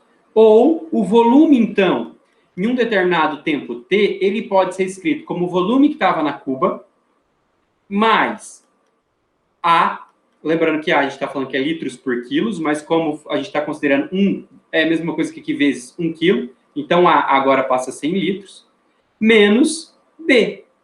Por quê? Aqui eu tenho menos P e menos com menos é mais. Aqui, então, nós temos o mais P, o que morre. Então, quer dizer que o volume em um determinado instante da cuba pode ser descrito como V mais A menos B. Se a gente quer esse volume em relação a determinada quantidade que passou, eu posso multiplicar por M. Daí, com isso, eu tenho aquela quantidade de volume que variou em relação a essa cuba. Podemos fazer essa mesma relação levando em conta a massa também. Se nós falamos como é possível encontrar o volume que está variando, também é possível encontrar a massa que está variando. A variação da massa. Lembrando que nós estamos falando de um processo que tem duas cubas. Tem duas espremeduras. Uma primeira aqui, onde aqui o artigo têxtil passa no banho, onde não há corante. Depois ele traz aqui parte desse banho para o banho com corante, ele sai com corante e é espremido. Certo? Então, aqui temos corante e aqui não temos corante. Então, nós temos que todo o processo é B, o sistema, o quanto sai do segundo é A, e o quanto sai daqui em relação a A chama P. Então, primeira coisa, A para mim não tem corante, então para mim não interessa. Eu poderia dizer que o meu sistema ele está oscilando em termos de massa em relação a B, mas ele não pode ser em relação a B. Por quê? Porque há uma percentual de B que tem P, e P está relacionado com a quantidade de volume da primeira cuba. Então, para a gente descobrir aqui qual foi essa variação de massa, é só levar em consideração essa relação, B menos P. Se eu tenho a relação B menos P, eu tenho quanto de corante, na verdade, está variando. E aqui eu posso multiplicar por M e ter esse volume que variou. A partir daqui, eu tendo esse volume que variou, essa massa aqui é a massa de tecido, ok? Não é a massa de corante. A partir disso, sabendo que a quantidade de tecido que passou, o quanto variou, lembrando que B menos P é litro por quilograma. Litro de banho dividido por quilograma de tecido. Como aqui eu tenho quilograma de tecido, eu corto os dois e me sobra litros, que seria o volume que está ficando na minha cuba. Certo? Aqui, se eu multiplicar pela concentração, eu tenho a quantidade, então, de corante que vai estar nesse processo, porque aqui nesse corante, gramas por litro. Aqui, então, eu consigo descobrir o quanto está variando a minha massa. E ali atrás eu descobri quanto estava variando o meu volume. Se eu pensar, então, aqui eu tenho o volume que está variando e massa que está variando. Eu posso chamar isso de concentração que está variando. Por outro lado, eu posso pensar, se essa concentração é o que está saindo, eu posso pensar que quanto sai ou quanto entra. E a gente chamar de concentração de reforço. Essa concentração de reforço, ela pode ser escrita, então, como a concentração inicial na cuba 2, vezes a relação que está se perdendo em relação à impregnação real, que é B menos P, dividido por B menos A, que é aquele volume que estava variando. E com isso nós temos a equação que descreve qual é a concentração que deve ser inserida na cuba 2 para que a gente consiga manter esse processo. Todas as contas são iguais. Do outro lado, o que muda é a conta do reforço e de que forma isso ocorre. Ok? Então vamos fazer um exemplo para verificar, para isso ficar mais claro. Então aqui no exemplo 1. Em um laboratório, realiza-se o tingimento de um tecido com 10 gramas por litro de um corante. Então, primeira coisa, esse 10 gramas por litro é a concentração de corante da cuba 2, porque a cuba 1 não tem corante. Sobre o processo úmido-úmido. Nesse processo, se tem, primeiro, fular, impregnação de 65%. Então, lá, se eu fosse fazer o desenho, eu teria que tecido, ele passava aqui, ele impregnava, depois ele era espremido, essa espremedura é A. Então, aqui eu tenho 65%. E depois nós temos que o sistema tem uma impregnação de 87%. Então, ele passa pela segunda cuba, sai, e aqui a impregnação do sistema, B. Então, de 87%. Aqui ele já nos dá quanto que é o P, que é o residual. E resíduo da solução do primeiro fular, ao final do sistema,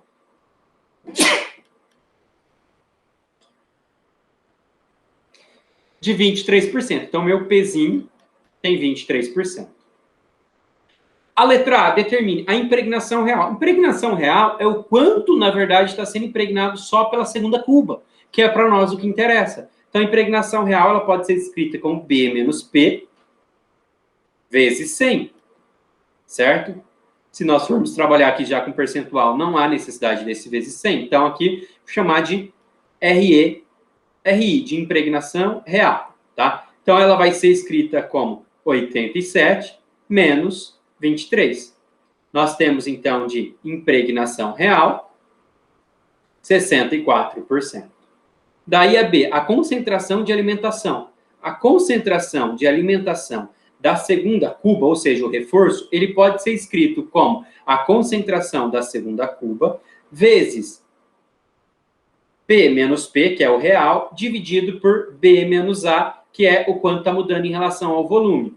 Isso pode ser escrito como 10 vezes 64, dividido por B, 87, menos 65.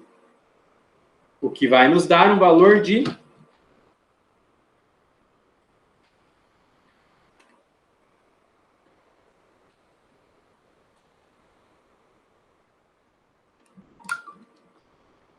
29,09 gramas por litro. Essa, então, é o valor da alimentação. Então, agora vamos para um novo exemplo. Agora vamos pegar uma situação. O tingimento de um artigo têxtil é realizado em uma instalação de fular úmido-úmido. Então, nós já sabemos que aqui é um processo úmido-úmido. Este tecido tem gramatura de 200 gramas por metro quadrado. Então, ele me deu a gramatura diária, né? Que é 200 gramas por metro quadrado, que equivale a 0,2 quilogramas por metro quadrado.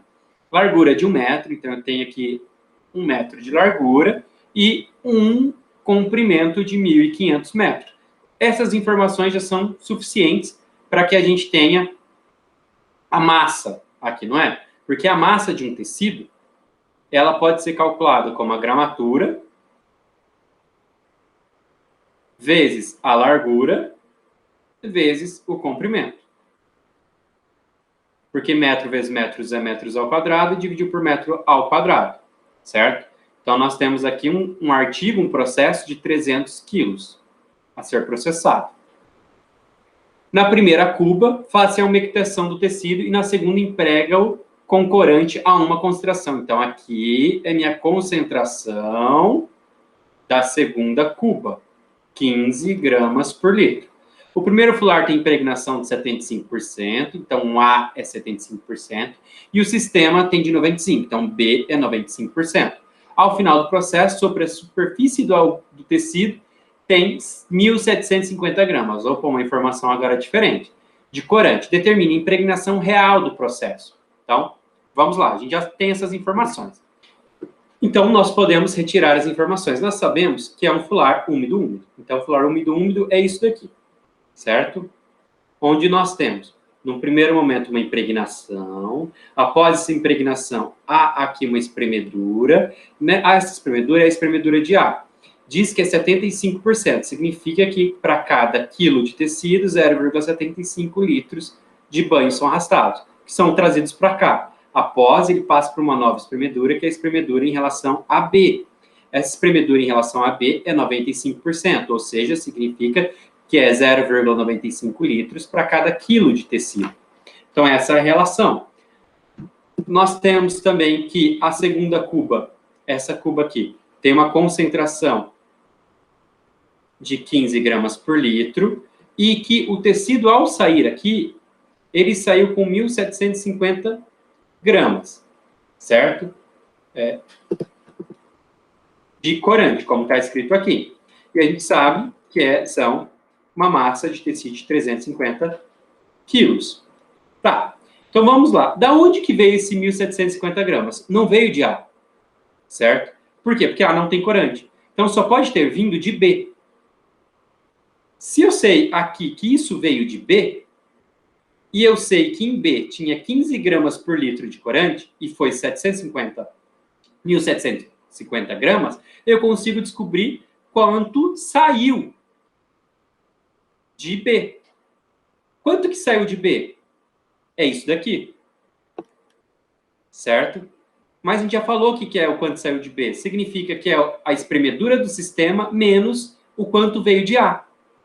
Então, quando eu faço isso daqui, quando eu faço B menos P, e calculo aqui, multiplico isso pela massa do tecido, eu tenho a quantidade de volume ali, que é a mesma coisa que pegar 1.750 gramas dividido por 15 gramas por litro. Isso morre com isso. Aqui, lembrando que era quilo, aqui é litros por quilo. Então, isso menos isso me dá isso.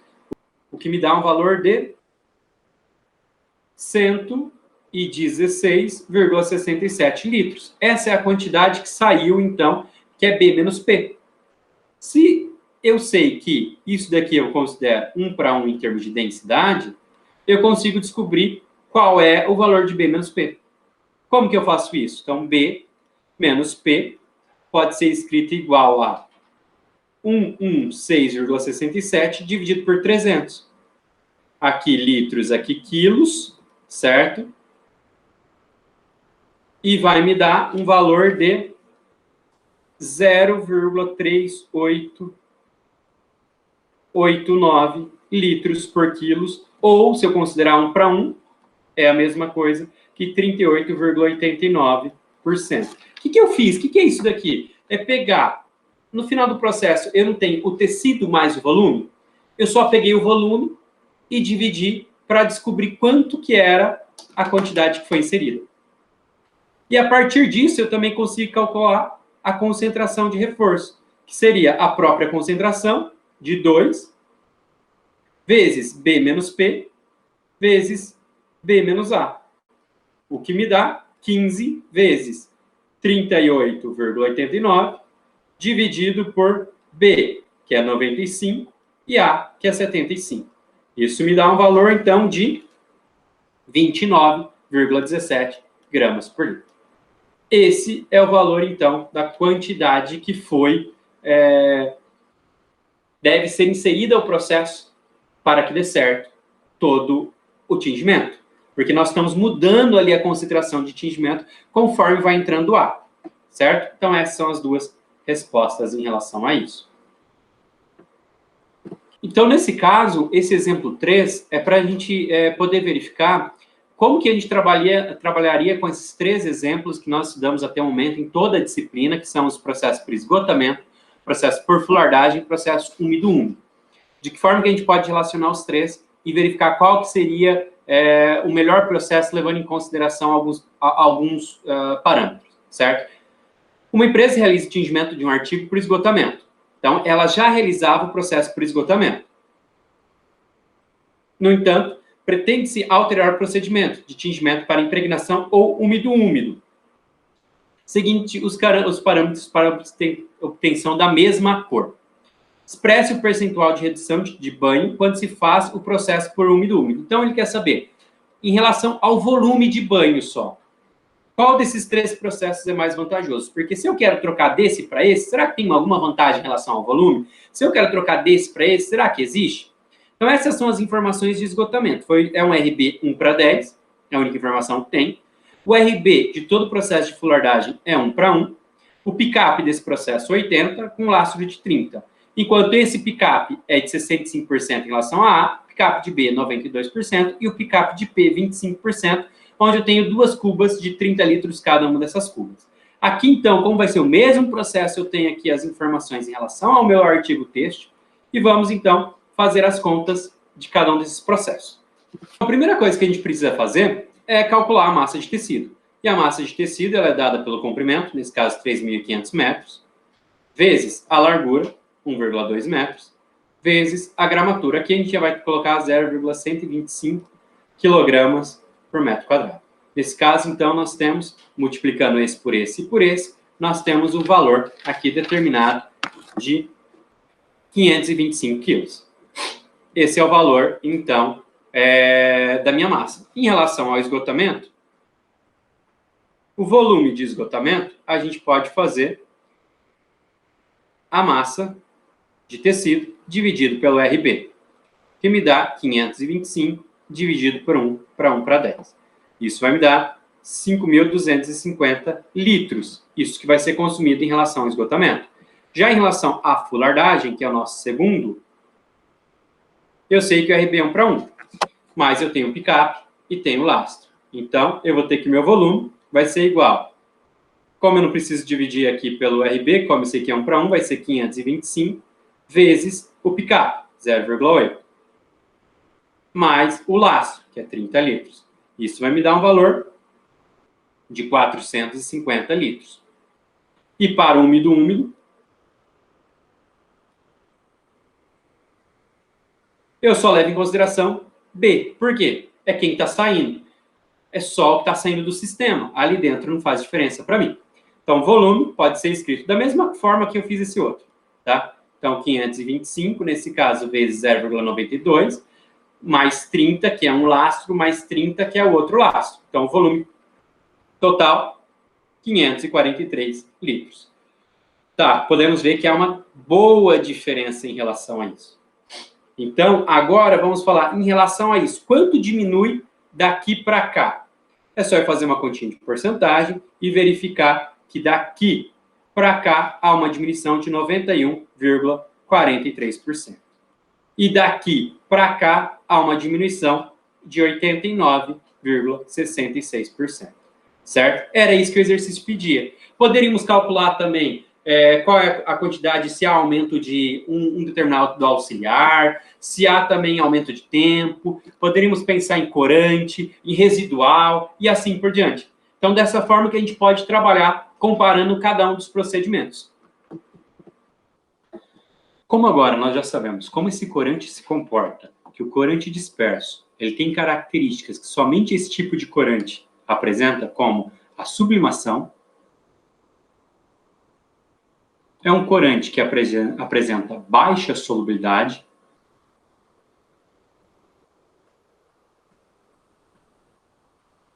é um corante com caráter não iônico, um corante com massa molecular baixa,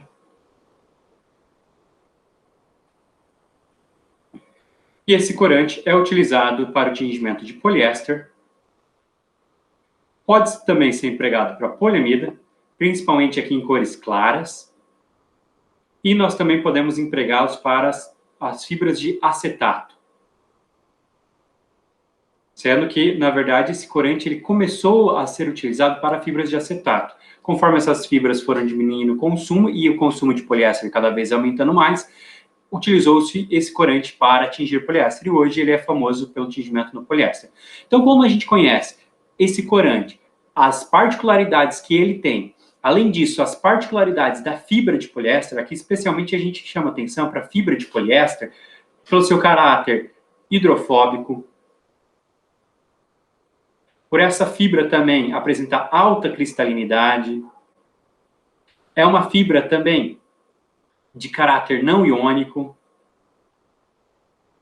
que apresenta particularidades em relação quando ela é tinta. Então, nós não temos um corante que tem alta afinidade pela fibra, que vai criar interações fortes. Então, nós utilizamos outras técnicas para atingir. E quando a gente fala dessas técnicas, nós envolvemos temperatura também. O que faz com que esse tipo de tingimento, quando muitas vezes o artigo tinto com esse corante ele possa ser submetido a temperaturas muito altas, pode ocorrer o processo de dessorção desse corante também.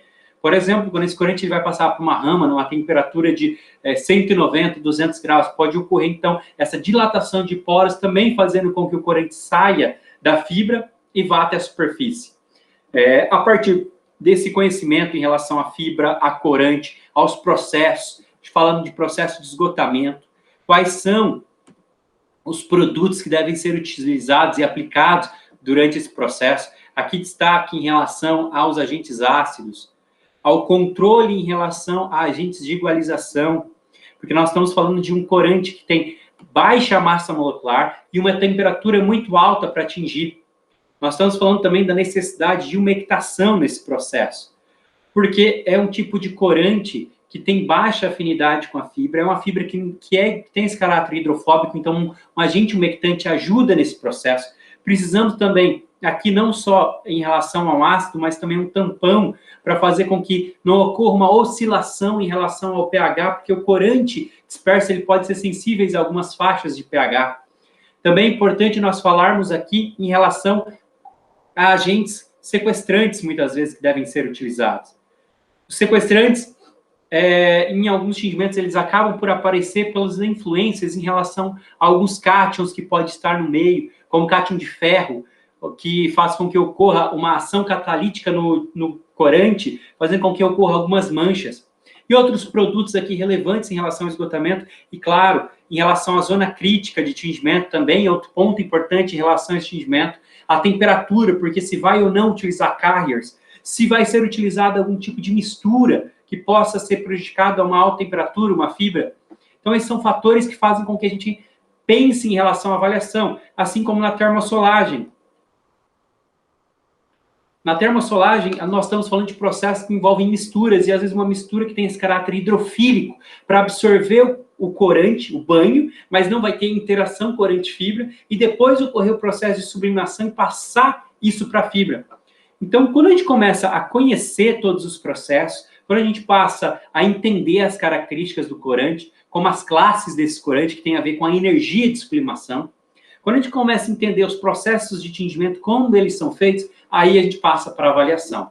A avaliação, então, sempre, em todas as aulas, a gente destacou que ela deve ser feita, que a gente tem que entender o que nós estamos avaliando e quais são as ferramentas que a gente pode fazer. Existem, claro, algumas técnicas de avaliação de artigos têxteis que são muito mais científicas ou muito mais técnicas, que acabam sendo feitas na universidade. E outras que têm essa vertente industrial muito forte, que deve ser utilizado sempre na indústria para que a gente não tenha problemas em relação à reprodutibilidade, que a gente consiga ter um bom esgotamento, certo? Que tenhamos também uma boa fixação e uma boa igualização. É claro que quando você controla tudo isso, você vai conseguir ter uma boa reprodutibilidade. Porque reproduzir uma cor é o que a gente quer.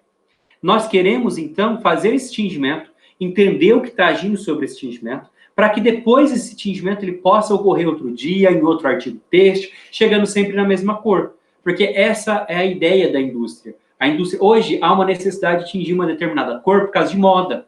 mas depois nós vamos ter que mudar essa cor. Mas essa primeira cor ela pode voltar. E a gente conhecendo todos os procedimentos, a gente consegue avaliar, verificar onde estão os erros e corrigir. E como sempre a gente falou, em todos os processos de tingimento, nós comentamos sobre a avaliação isotérmica. A avaliação isotérmica, ela acaba por nos dar ideia, uma coisa que chama equação geral do tingimento. Essa equação geral do tingimento, ela é utilizada para nos ajudar em relação a parâmetros como esgotamento. A gente pode, a partir dela, pensar como seria esse esgotamento. E assim como, a partir do momento que eu tenho essa equação geral ou tenho essa avaliação isotérmica, eu também consigo entender quais são as interações corante-fibra. Aqui, nesse caso, nós já falamos bastante sobre essa falta de interação entre esse corante e essa fibra. E falamos também que, nesse processo, nós temos um mecanismo fickiano. O que é importante aqui é a variação da concentração em relação ao tempo. Que, quando nós temos uma alta concentração de corante num banho, essa alta concentração de corante, ela sempre vai procurar aonde não tem corante. Então, por isso, nós temos o mecanismo fickiano, que é o corante saindo do meio e indo até a fibra para que ocorra o tingimento. Aqui, como vocês podem ver, nós temos no eixo Y a concentração de corante na fibra, em miligramas por gramas. Enquanto aqui no eixo X, nós temos a quantidade de corante que sobrou na solução em miligramas por ml. E aqui, como vocês podem ver, nós temos as retas, que são as isotermas de tingimento para uma fibra de poliéster com um corante do tipo disperso. Esse processo de tingimento nos dá uma isoterma que a gente chama de isoterma do tipo Nernst. A isoterma do tipo Nernst é uma isoterma linear.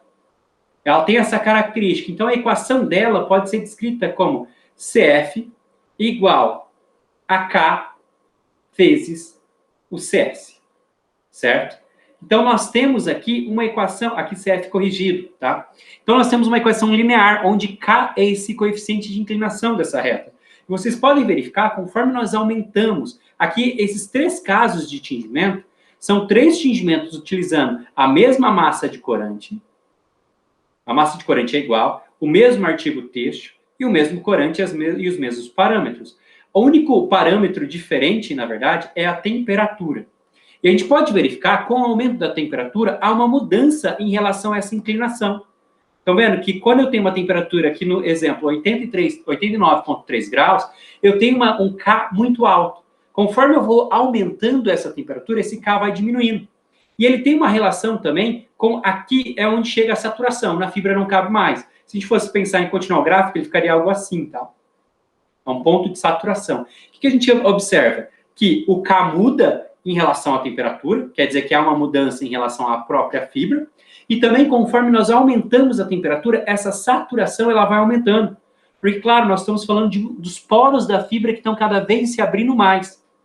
Então, essa equação, ela vai nos mostrar como que eu consigo pensar na isoterma de Nernst em termos de calcular a quantidade de corante que tem na minha fibra a partir de uma quantidade de corante que eu inicio no processo.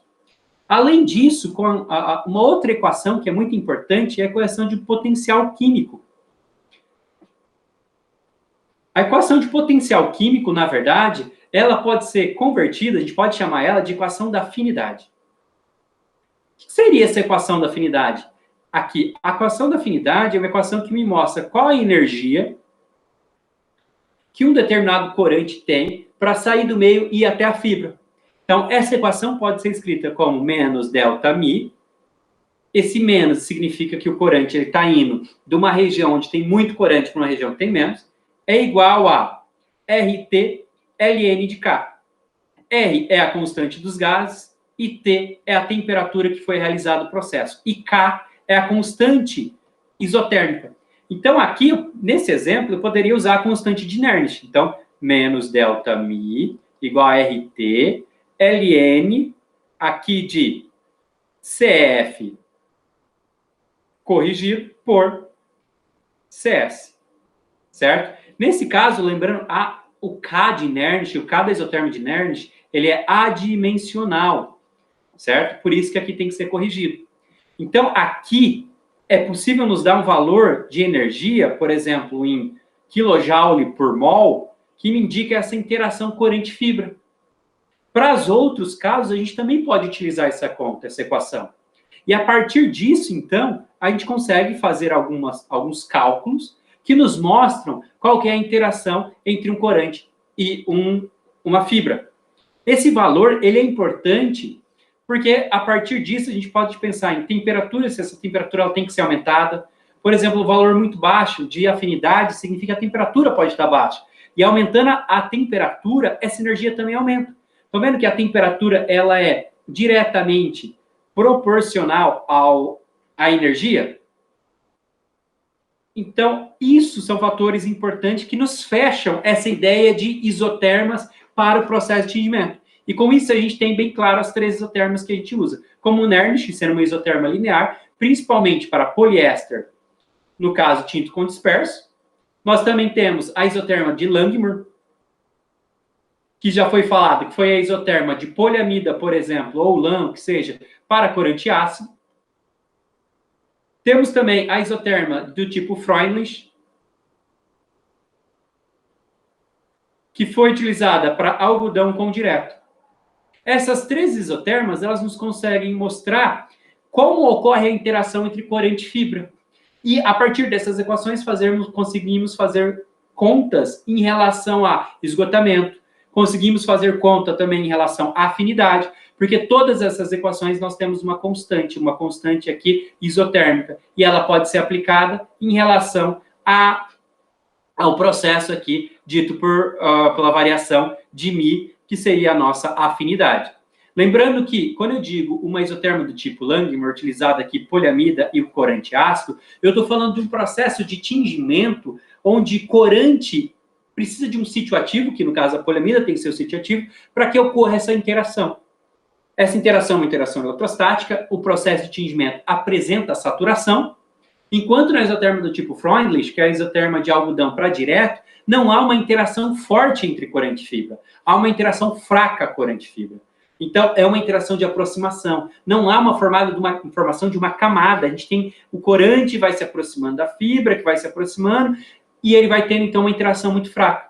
Já a isoterma do tipo Nernst diz que corante e fibra não têm afinidade, que esse processo, como nós já vimos, é um processo onde nós estamos prendendo o corante dentro da fibra.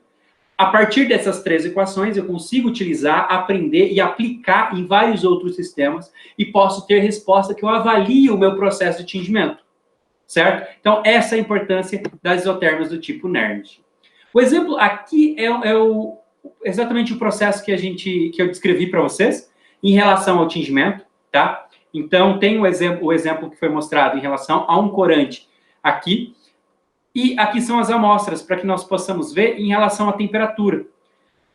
São vários tingimentos, então nós temos 9 tingimentos aqui, todos foram utilizados a mesma matéria-prima, os mesmos corantes, os mesmos parâmetros de processo, a mesma máquina e assim por diante, certo? A única diferença em cada um desses 9 é que esse primeiro tingimento, ele foi retirado a 70 graus, depois 80, até chegar a 15 minutos a 130 graus. O que a gente pode perceber é que aqui é sem a lavagem redutiva, aqui com a lavagem redutiva. O resultado mais importante para nós é aqui. O que a lavagem redutiva ela faz? Ela retira o corante que está na superfície. Então, todo o corante que está lá na superfície, ela retira. E o corante que está dentro da fibra, ela não consegue acessar. Então, ele fica lá guardado. Então, já com interações do tipo hidrofóbica ali dentro.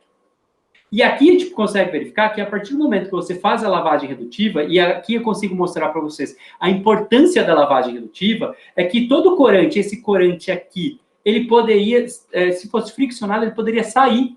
Ou caso lavasse numa máquina de lavar, ele também poderia sair. Então, a lavagem redutiva ela se torna importante para que a gente não tenha problemas de solidez no processo. E aqui eu consigo verificar também exatamente onde é a minha zona crítica de tingimento.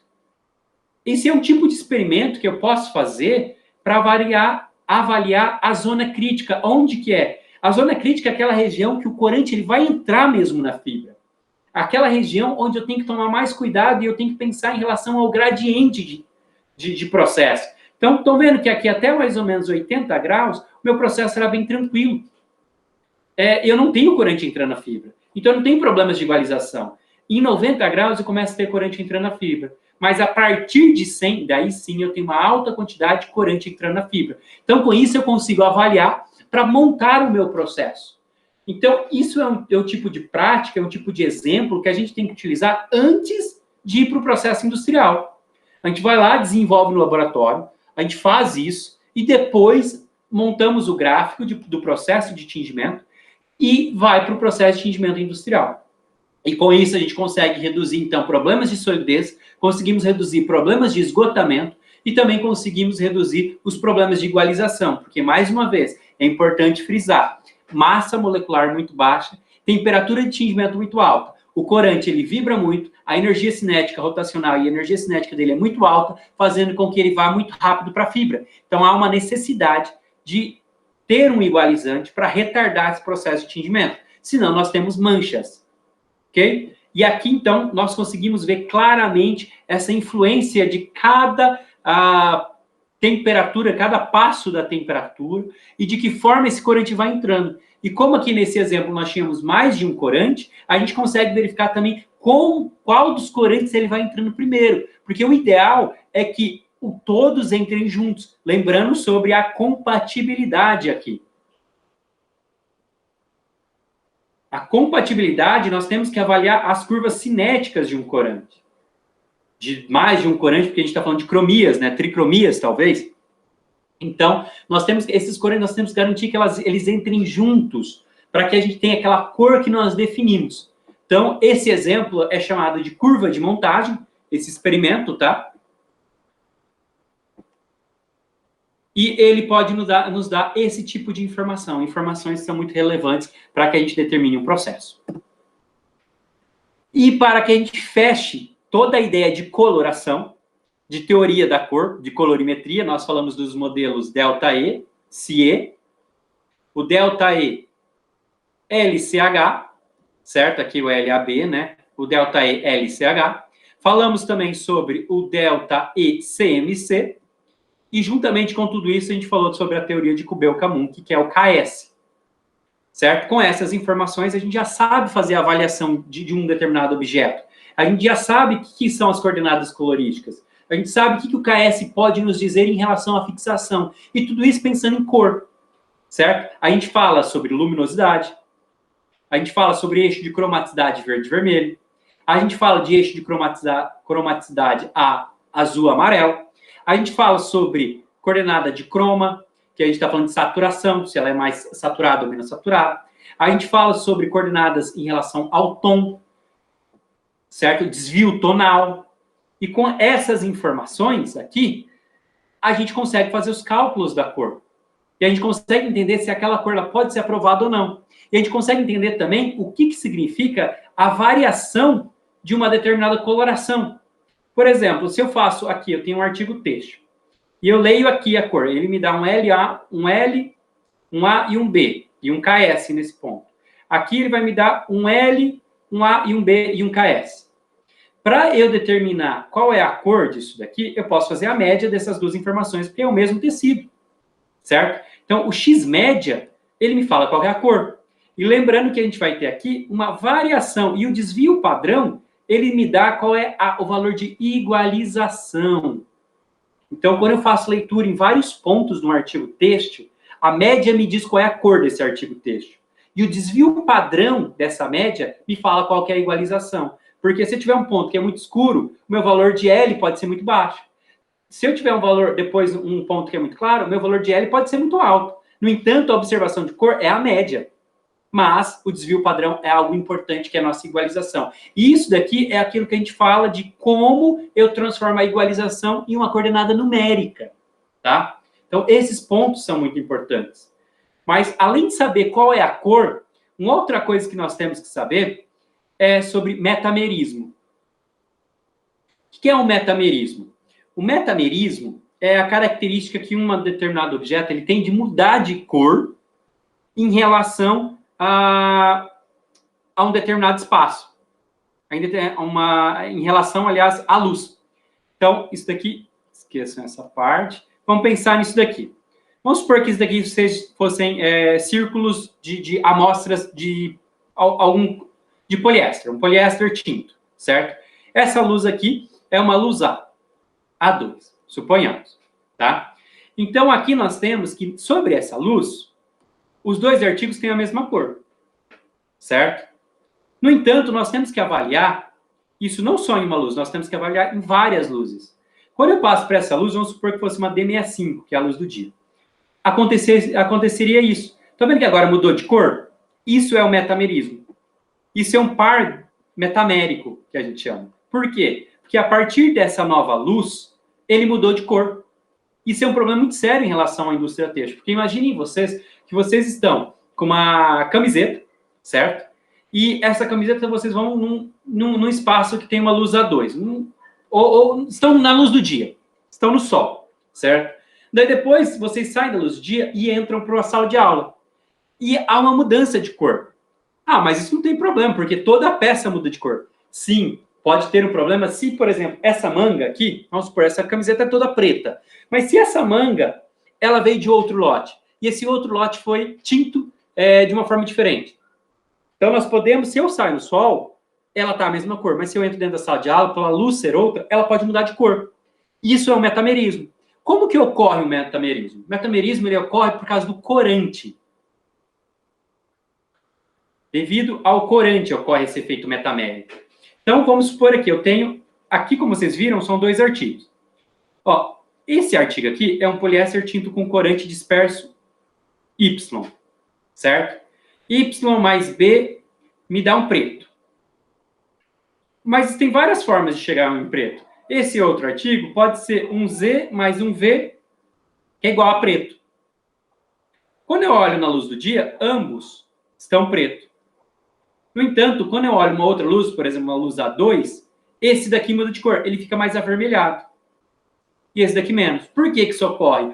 Porque estes corantes e estes corantes, eles podem apresentar uma absorção em relação à radiação diferente. E como mudou uma luz para outra, quer dizer que mudou em relação à distribuição dessa luz no espectro visual, em relação ao lambda visual.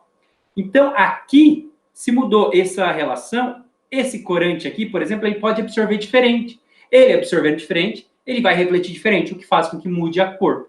Isso é muito comum em preto, tá? Às vezes, se vocês olharem alguns artigos preto que vocês têm, às vezes mochila, que pode ter também, em uma região é um tecido, outra é uma malha. Então, são artigos bem diferentes. Pode ter esse efeito metamérico, tá? E a gente tem que evitar esse efeito metamérico, na verdade. Não deve existir esse efeito metamérico. Para que a gente identifique o efeito metamérico, a gente tem que... Esses 3 pontos são fundamentais. Aqui tem como a gente calcular o metamerismo também por equação, mas aqui a gente vai falar mais sobre como identificar o metamerismo e o que é o metamerismo. Então, a primeira coisa que eu preciso para avaliar um metamerismo é colocar um artigo sobre um iluminante controlado. O ideal é que seja numa cabine de luz.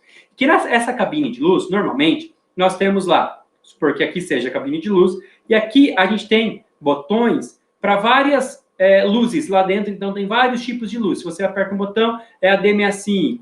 Aqui é a luz A2, uma luz F, F02, por exemplo, uma luz A, e assim por diante, tá? Então, existem vários tipos de luz. E aqui a gente tem normalmente um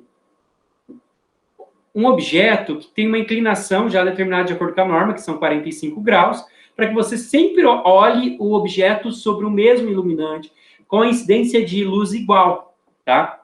Então, você coloca ali e faz a mudança de 2 objetos. O metamerismo, você tem que estar avaliando 2 objetos, tá? Não tem como existir metamerismo só em um objeto. Tem que ter os 2 objetos. E, normalmente, isso vai ocorrer com objetos que foram tintos com corantes iguais. Então, por exemplo, se eu tenho um tecido, corto o tecido no meio, vou verificar se tem metamerismo? Não vai dar, porque é o mesmo artigo. Então, são os mesmos corantes. E a gente vai existir metamerismo se forem corantes diferentes. Então, vamos supor que aqui eu tenho o artigo A e o artigo B. Então, a primeira coisa que eu tenho que fazer é colocá-los dentro de uma cabine de luz, para que isso tenha um padrão. Depois disso, eu elejo tem sempre ser mais de um iluminante para fazer o efeito metamerismo. Pelo menos 3 aí, eu vou verificando a variação de cor em relação a isso. E daí, se há variação de cor, se o meu olho está treinado o suficiente, eu consigo ver isso, é um par metamérico. Então, a gente chama dessa diferença de cor um par metamérico. Então, aqui, como vocês podem ver, é um exemplo em relação a dois iluminantes diferentes. O D65, luz do dia, e o iluminante A, que é aquela luz onde a gente vê tudo muito mais branco, uma luz de farmácia, bem comum. Tá? Primeira coisa que a gente tem que observar, antes de nós olharmos ali o experimento, é como é a refletância dessas duas luzes em relação a esse comprimento de onda que é o visível, de 400 a 700. A luz D65, ela é totalmente diferente da A. Tá vendo que aqui nós temos, então, uma região onde há uma refletância de 400 a 500 muito alta, enquanto aqui é uma refletância muito baixa em relação a isso. E depois nós temos uma refletância muito alta na região de 600, 700, o que acaba mudando essas cores. Então, vamos lá. Nós temos aqui duas amostras, a amostra A e a amostra B, certo? Então, com esse iluminante, foi feita a leitura no espectrofotômetro. Nós temos, então, a leitura de L, que é a nossa luminosidade, a leitura de A, que é a cromaticidade em relação a verde e vermelho, e aqui a cromaticidade em relação a amarelo-azul.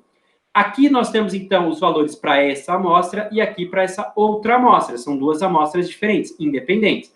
Nós fizemos o quê? Aqui foi calculado o ΔE dessas duas amostras. E esse ΔE, como vocês podem observar, ele é igual a zero. O que me indica que na luz D65, nós temos que a espécie A e a espécie B, ou seja, a amostra A e a amostra B, são as mesmas cores.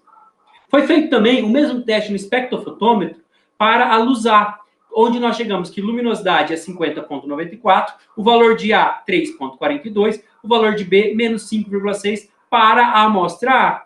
Já para a amostra B, esses valores foram diferentes nessa luz. Nós tivemos um valor de L de 53,95, um valor de A de 10,80 e um valor de B de menos 2. Quando nós calcularmos aqui o ΔE, que foi calculado, como vocês podem ver, nos deu um valor de ΔE maior que 1, indicando que, para o iluminante A, essas duas amostras não são a mesma cor. Isso pode ocorrer devido às duas amostras elas serem as mesmas cores no iluminante, não serem na outra devido ao corante que foi utilizado. Esse corante ele acaba por absorver a radiação diferente de acordo com o tipo de lâmpada, de acordo com o iluminante. Porque esse iluminante ele tem uma reflectância diferente em relação ao comprimento de onda. E com isso nós chegamos na ideia de par metamérico. Por que eles são par metamérico? Porque para uma determinada cor, eles apresentam a mesma cor, ou seja, um ΔE igual a zero, e para cores diferentes, um ΔE diferente. Se nessa cor aqui, o ΔE fosse maior que 1, eles não seriam par metamérico, porque em nenhum iluminante eles são iguais. Só pode ser um par metamérico se em um dos iluminantes as duas amostras apresentam a mesma cor, certo? Então, essa é a ideia de metamerismo. Aqui um exemplo em relação à refletância aqui dessas mesmas luzes em relação a essas espécies, a A e a B, que é o exemplo anterior, como eles absorvem diferente. Tá vendo? Então, ó, a espécie A, ela tem aqui uma reflectância bem alta aqui no vermelho. Certo? Então, essa era a ideia que nós tínhamos sobre luz, sobre como trabalhar a luz, e com isso refletindo na cor. Ok? E essas são algumas referências utilizadas para essa aula. Essas são referências importantes a serem consultadas, que vocês podem tirar dúvidas, e com isso podem completar o entendimento sobre toda a parte de tingimento do tipo disperso, análise de cor, e também as análises em relação às isotermas de tingimento. Obrigado e até mais.